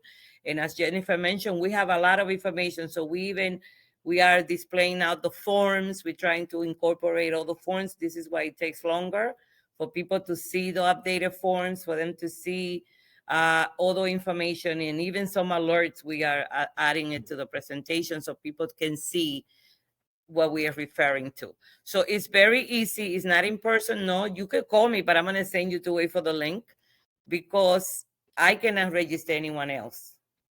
The person has to do it on their own. Even your staff, you want to register your staff, you cannot do that any longer. We used to do it verbally. You called us, we register them on the phone. We cannot do that because it's an electronic system. The person needs the link, which we send. And once they register, they will get the email to access the presentation. Ladies, we also just got a chat, just came in. We have a representative elected officials that just pulled in. Well, no, not elected official, representative. If that representative who just put the information onto the chat, can you want to say something? A question? Hi, everybody. My name is Demi. I'm reaching out from the office of Assemblymember Stephanie Zinnerman, who represents Bed-Stuy and Crown Heights. We're hosting a disability justice resource fair this Saturday from 10 a.m. to 12 p.m. The way it's set up, it's going to be 4 panel discussions on issues across the ability spectrum. We have the Lieutenant Governor coming down to give remarks, and we have a lot of organizations, some of which who are on this call participating. So I put my email, my phone number, and the registration link in the chat. So feel free to reach out. Just to let you know, that information, we did put that on our website. So we will, we did put that in our website, but it'll be, you always are welcome to come to our meetings also. But main question is, do you have any questions for the 2 speakers also, since you're here? No, I don't have any questions at this time, and thank you for sharing. Not a problem. Hi, Christopher. I just want to say to the staff of the assembly person that they are welcome to call our office when they have issues with Medicaid-only cases, and we can refer the case to the appropriate area in Medicaid. But we do need an authorization from the consumer, whether they are on the phone or paper authorization can be faxed. Our number, I'm going to repeat it. I don't know if you got it before. It's 929-221-0865. And if you're going to get through to that number, you can call 0867. We get calls all day. I can hear that phone here now. It's like I want to run to answer it. Thank you so much, Ms. Jones. You're welcome. Maria and Janet, we do have, okay, I know someone else has a hand up, and this is a question, because we're not doing announcements at this moment. Let me read this last chat, and then I'll go right back to the hands up. The last chat question was, as SSI increases in cost of living, and if consumers is on parents, well, it's actually in the chat here, so I'm going to say retiree benefit. Yeah, thank you. Maria, can you see that? Maria? No. Okay, as SSI increases in cost of living and if consumers on parents' retiree benefit but was on SSI prior based on disability, will this affect their Medicaid, Medicare benefits? Well, you're saying the SSI increases, are they no longer going to be on SSI? Because an SSI consumer gets Medicaid automatically. Automatically, that's true. Through Social Security. We are just like the the entity that holds that information. At the No, but it point that they says have what to, was on SSI prior. She wrote, So she's on so if SSI. they were on SSI prior and they are a young adult, they might, or even a 30, 40-year-old, we need Yeah. to explore to see if that person is a disabled adult child. When did they start getting SSI? At what age? When were they determined disabled? Those things are, we can look at all that. So that would be a question, a case to call us, just like the other Yeah. case question. Can I'm I just say, gonna interrupt for a second. I do have to run to a case conference. It was lovely. If I didn't see your faces, but Well, I that see was all the these last wonderful question. You names. can I see really me. appreciate being able to be here, and I wish thank you you, well. Jennifer. Jennifer, thank you very Thank much. you. And yes, I'm Thank you, taking you Jennifer. again. I'm taking you up on some more other parent trainings, and you too, Maria. But Thank Maria, I just want to add, Jennifer, thank you and good luck with your other group. I just want to say, Maria, to this person, every year we get a cost of living raise, and my child is he's a DAC, and I still have he still gets he has what's technically called the SSI Medicaid. It says he has Medicare too, but it has not affected him because the cost of living is not It's that not big. counted. Mhm. It really is so minute. Like the biggest one was one time $10, and even that didn't affect. So but if you're not sure, then they'll check your case. But I know it didn't affect us. And every year we get that letter from Social Security saying that it's going up. So just check. The last Yes, question is from Maria. Maria, can you please put your phone number in the chat because somebody's asking, or what they're asking is, can Maria please post the Medicaid contact number on the chat? Well, I will ask you to do that. I don't know if I can do it, but Yeah, I you have will give access it to too. you. Can you do it? Give me a second. But I'll put it remember, on the- this is the Office of Eligibility Information Services with Medicaid. Got it. Mm-hmm. So ahead. the number is 929 Mm-hmm. 221 0865.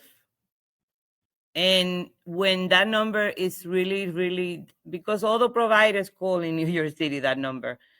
For Mhm. special agencies, I would say call 929-221-0867. Say the last 4 digit again. 0867 or 0865. No, I got the 8065. It was just the last one you said. I have it. 929-221 Yeah. 0867. Got it. Got it. Just put it in the chat now. Thank you. Okay. Yeah. We have other Since questions? there is no more additional questions, I want to thank Maria because I know we got to make sure we do announcements, and we do have other announcements that needs to make sure to remind people next meeting dates. But Maria, and I know Jennifer had to run, we do want to thank both of them. This was a great meeting. I know some people may came in late, but don't worry, this is recorded, and whatever Maria said, the phone numbers, there is recorded into the minutes part. So we'll make sure that's in there. But as a reminder, everyone, and I'm going to send you the PowerPoint presentation this afternoon so you can share it with the group. Thank you so much, Maria. As usual, you've answered these questions. We thank you for being with us, and we pray that you always have the strength to do this. Yay. I hope so. Me Thank too. you. Joyce, Take do you care. have anything you want to say? Joyce Levin, the chair of the DD Council? Yes. No, I just want to thank Maria and Jennifer. This has been very good. A lot of information and important information. And thank you so much for the work that you do. Thank you. And Thank you're you so always much. welcome. Maria, you're always welcome. Whenever you want to appear, you want to come. I know you have a crazy schedule, but you have an open invitation anytime you want to tell us anything new. You're welcome at all times to any of our Thank meetings. you. Thank You're you. Have a welcome. nice day. You too. Bye-bye. You too. Now, Christopher, you're going to hand the chat. Yes, and right now I'm going to first say this to everyone. Before we do announcements, please have all your announcements ready. And what I'm going to say is, Remind everyone for next meetings that are coming up in April. And to remind you, all our meetings schedules are available on our website. Please make sure you visit. That's the website in front of the screen. You can't miss it. So please don't worry. Now, remind everyone. I'm sorry, this is also Christopher. Yes, ma'am. Before I leave, the dates for the next DAP training or the next ahead. DAP presentations are April 6th and April 7th. Got it. And like I stated, people need to attend both. I have it on the transcript, so your information is duly noted. Great. Thank Take you. care. Bye-bye. Thank you. Take care. You're welcome. Thank you. And as I think we had a really good meeting today, ladies and gentlemen. So let me just get on to April, and then we'll get right to announcements. Reminding everyone, this is for all agencies to please attend this. It doesn't matter if one staff is there or two or three. Main thing is everyone has to attend because we're getting ready to switch from the MetroCard to the Omni reduced fare. So our speakers will be Sarah Berry, who is from MTA System-Wide Accessibility, will give you guys an update and help you with any questions or concern. With me also is Reginald Barron, will also be there. So please pass the word around. Everyone is welcome. It has nothing to do if they're from upstate New York, because sooner or later we will be going up there as well, and Long Island. So reduced fare does work in all MTA regions. Once you show a reduced fare card on a railroad line, you do get half fare. So please, I know somebody answered that question earlier. Moving on also to the next couple of meetings also, and just remember, we are New York, Brooklyn tough. Now, I'll remind you also, the next Family and Provider Information Committee will be April 13th.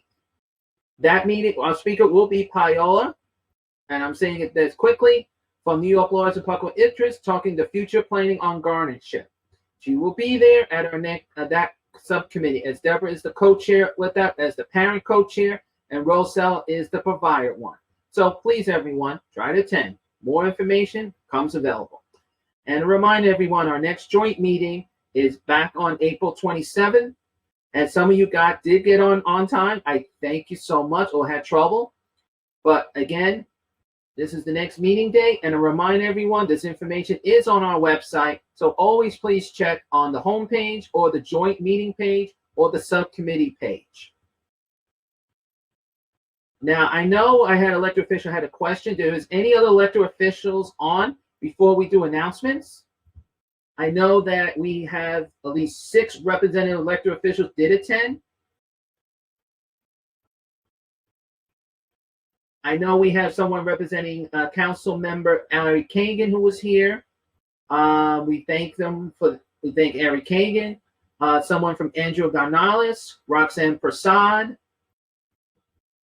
We did have Congress people. I'm going to say Congresswoman and Congressmen, because they'll be here until next year. We have 3 of them, representatives, as well as someone from Attorney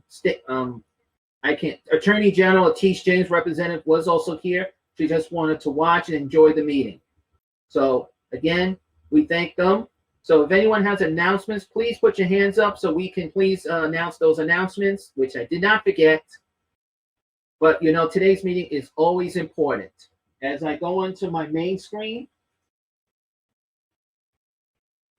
and I will see Dolores Kahn. Come on down. Hello, everyone. My name is Doris Kahn, and I'm the outreach coordinator for New York State Institute on Disability. We're a family support agency, and we have openings for evaluations for individuals living at home in the 5 boroughs, actually in Queens, Brooklyn, Bronx, and Staten Island, excuse me. And the purpose of the evaluations is to obtain OPWD eligibility. Please contact Elizabeth Sunshine at 917-699-0578. We also have openings in our crisis management services directed by Juliet Hawkins for individuals who live in the Brooklyn, Bronx, and Queens area. Contact Juliet Hawkins at 917-524-4856. NYSED also provides reimbursement for goods, services, and camp for individuals who live in the 5 boroughs. For information about reimbursement, call Jackie Tripodi at 929-202-1115. With COVID restrictions lifting, we have tickets to venues for individuals and their families to attend, individuals who live in the Brooklyn, Bronx, Queens, and Staten Island area. For information about tickets, call Sarah Alton at 718-494-6457. We also provide free transportation for families to go to these outings for individuals who live in Brooklyn, Bronx, and Staten Island.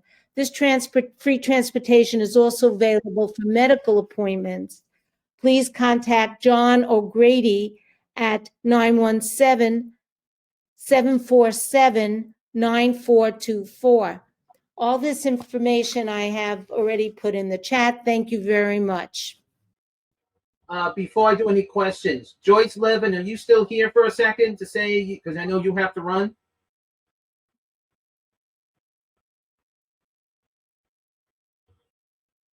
Okay. She had to leave, Chris. She said she's okay. tired. That's okay. No, I understand everybody that. for being here. Yeah. Dolores, Dolores, there was a question for you on the chat earlier that's in the private section. I have a question, Doris. We have. Sure, Hold on a second. Hold on a second. 1 second. As I'm trying to read the question too, and you got to realize I'm juggling. The question is right now is asking Loris that we received some of the families are saying thank you to behavior manager. I think it was Sachalotico and the behavior one because you guys responded. So the group Right. is still here, but they want me to say muchas gracias. I will pass that on. Thank you. Yes. I have a Thank you. question, Doris. And Deborah has a question, Yeah. and then we'll All right. move on to the next person. Hope I can answer. I'm using this. If you can, if not, I'm just giving you the question. If you can't answer, you don't have to, but you can get back to me. The question is, if say families want to go say out to the Suffolk County farms, and No. you don't go I out don't to know Suffolk. that. No, just New York City. Just That's the. what I yeah, thought. Thank Right. you. Yeah, And that's the citywide rules for all 5 boroughs, correct? correct. Thank you. Yeah, I already asked that. No, Dolores, that was a question that Deborah got, and it's better if she said it. That's why she's asking that question. Right. I'm doing it for someone else. Even so, I did pass on to my families that the Suffolk Farm is an excellent outing for our families and their individuals to attend, and however they can get out there. It's very worthwhile. I So understand, but I pass on wanted to make sure that the rules. No, but we don't have the tickets to that or can provide. No. transportation to that. No. I'm talking about transportation, not the Yeah, fee. we can't. Right. I know we can't. That's what I'm clarifying. And Right. no, Thank you. I'm asking Thank for you, someone ladies. else. All right, thank you. Thank you, Ray. Welcome. Sandy Neighbor.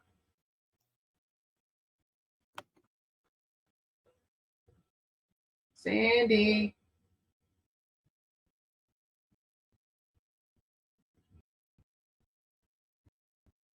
Sandy Neighbor, your hand was up. I'm having mic, I hope. Please let me know.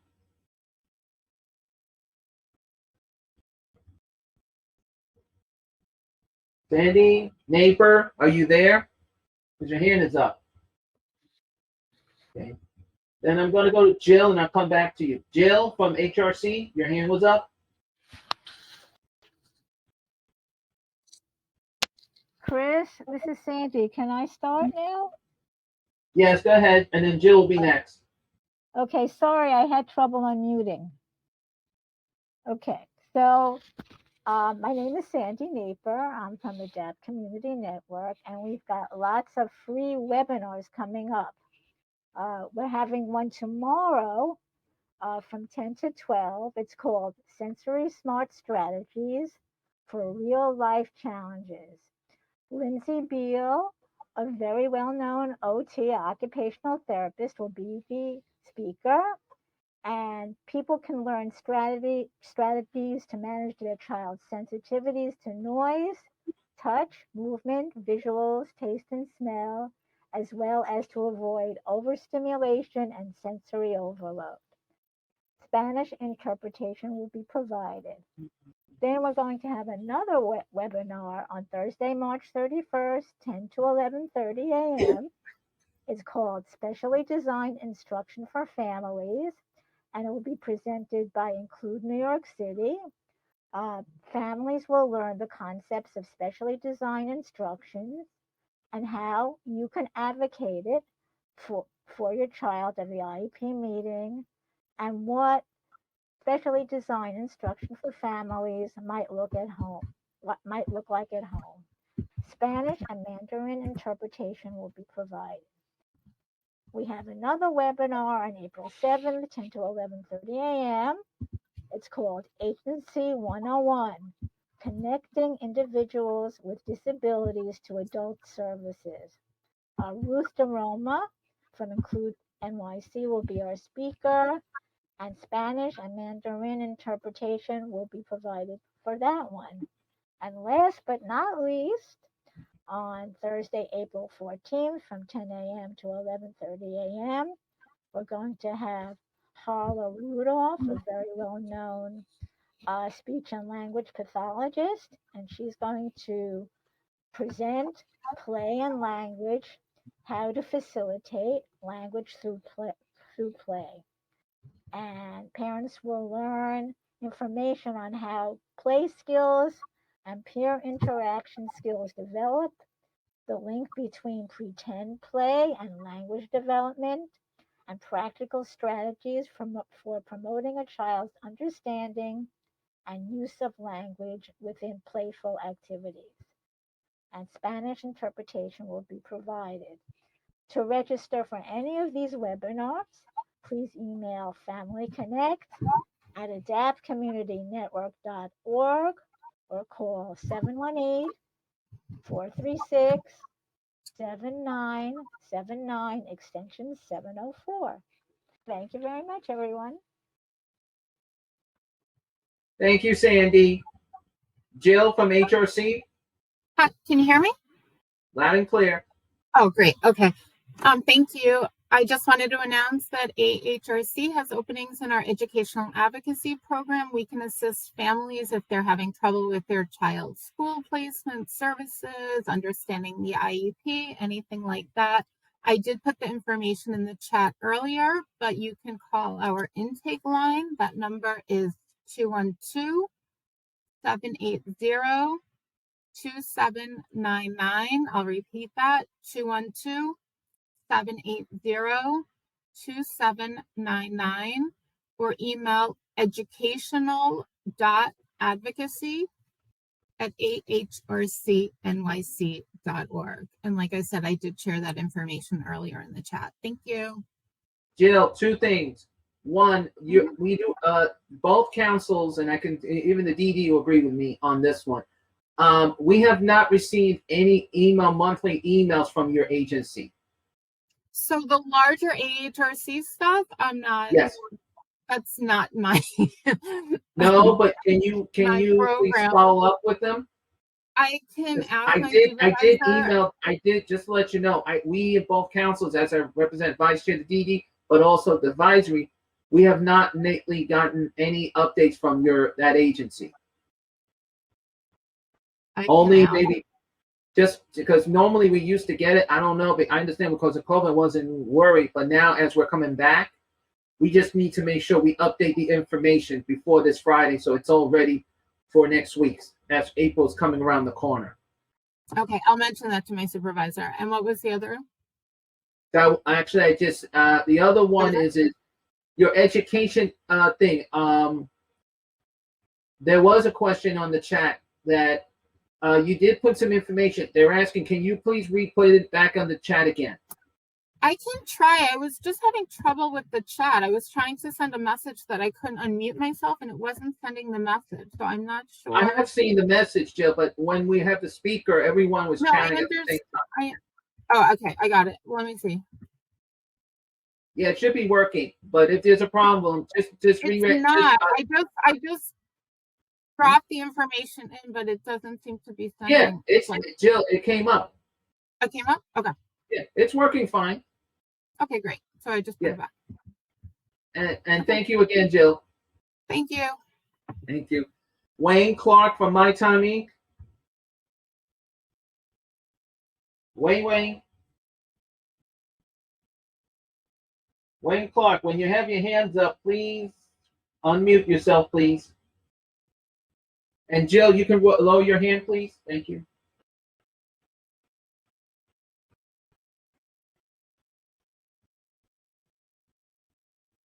Good morning, everyone. It's Pat Liu from Pat Cal. Liu. Yes, I would like to make an announcement for GHO's opening.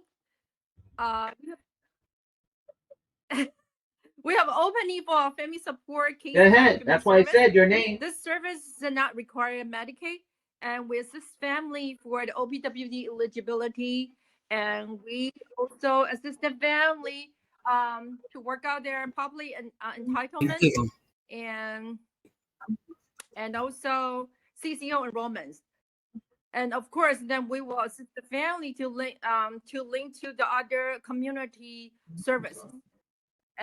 For the adult program waiver service, we have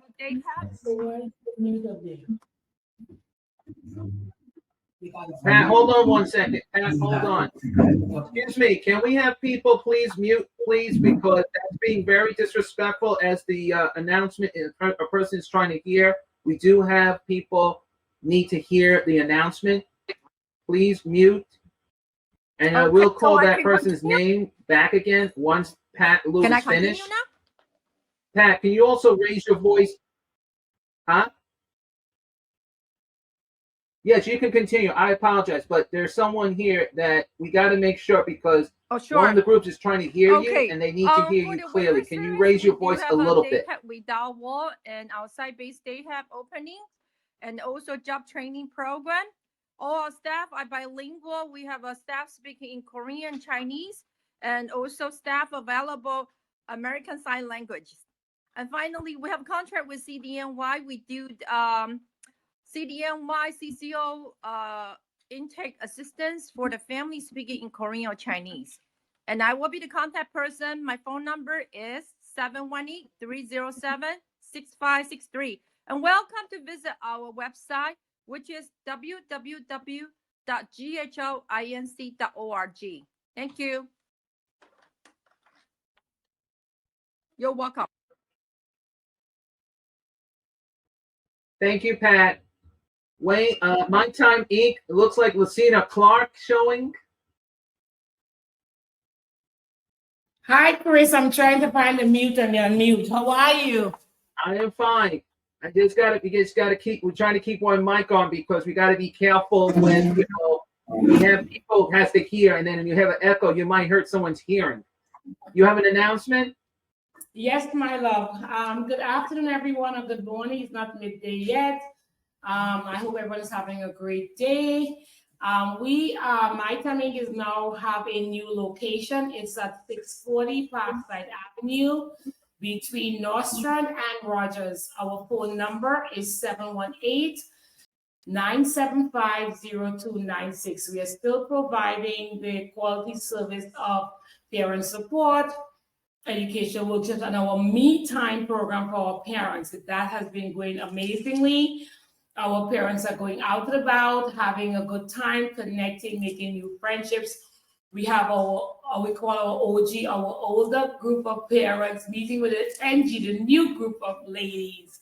So that has been totally amazing. And, we love to celebrate autism awareness. On April 2nd, we are very fortunate that we have the Bikers of New York will be doing a fundraiser for us for Autism Awareness Month. So we'll be having on April 2nd, if you're free and you're near Coney Island, around 5 p.m. when the sun sets, probably by 6, they will be lighting the parachute blue in recognition of autism awareness. I know it's early right now, but we're excited that this year we have celebrated 15 years anniversary. So we are quite excited about that. And we're going to be having our gala at Russo's on the Bay this year, December 1st. I know it says early, but before you know it, December is here. So we're still providing the services at 640 Parkside Avenue, room 502. Our phone number again is 718-975-0296. You can go on our website, www.mytimeinc.org, to see all the events and activities, our daily workshops. Also, we do our meetings. We're doing it from 7 p.m. to 9 p.m. in the night. So it's quite flexible. So parents who are interested in having emotional wellness classes or the parent support. And even we do our, now we're so happy the weather has changed and that coronavirus is not as stringent right now. We are actually going out so the families are able to connect with one another. So thank you so much, and I wish everyone an amazing, amazing, beautiful, sunny day. Thank you, Chris. Lucina, not so fast. There are 2 questions on there, so don't get up yet. Question number 1, if you have a chance, can you please put that information you just said about your new location, telephone number on the chat, please? Thank you. I will. Second, question number 2 is for Wayne, Clark, and Denise.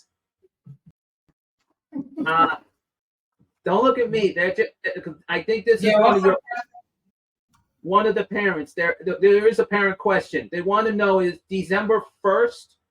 Is that December 1st or 2nd on Russo's on the Bay? December 1st.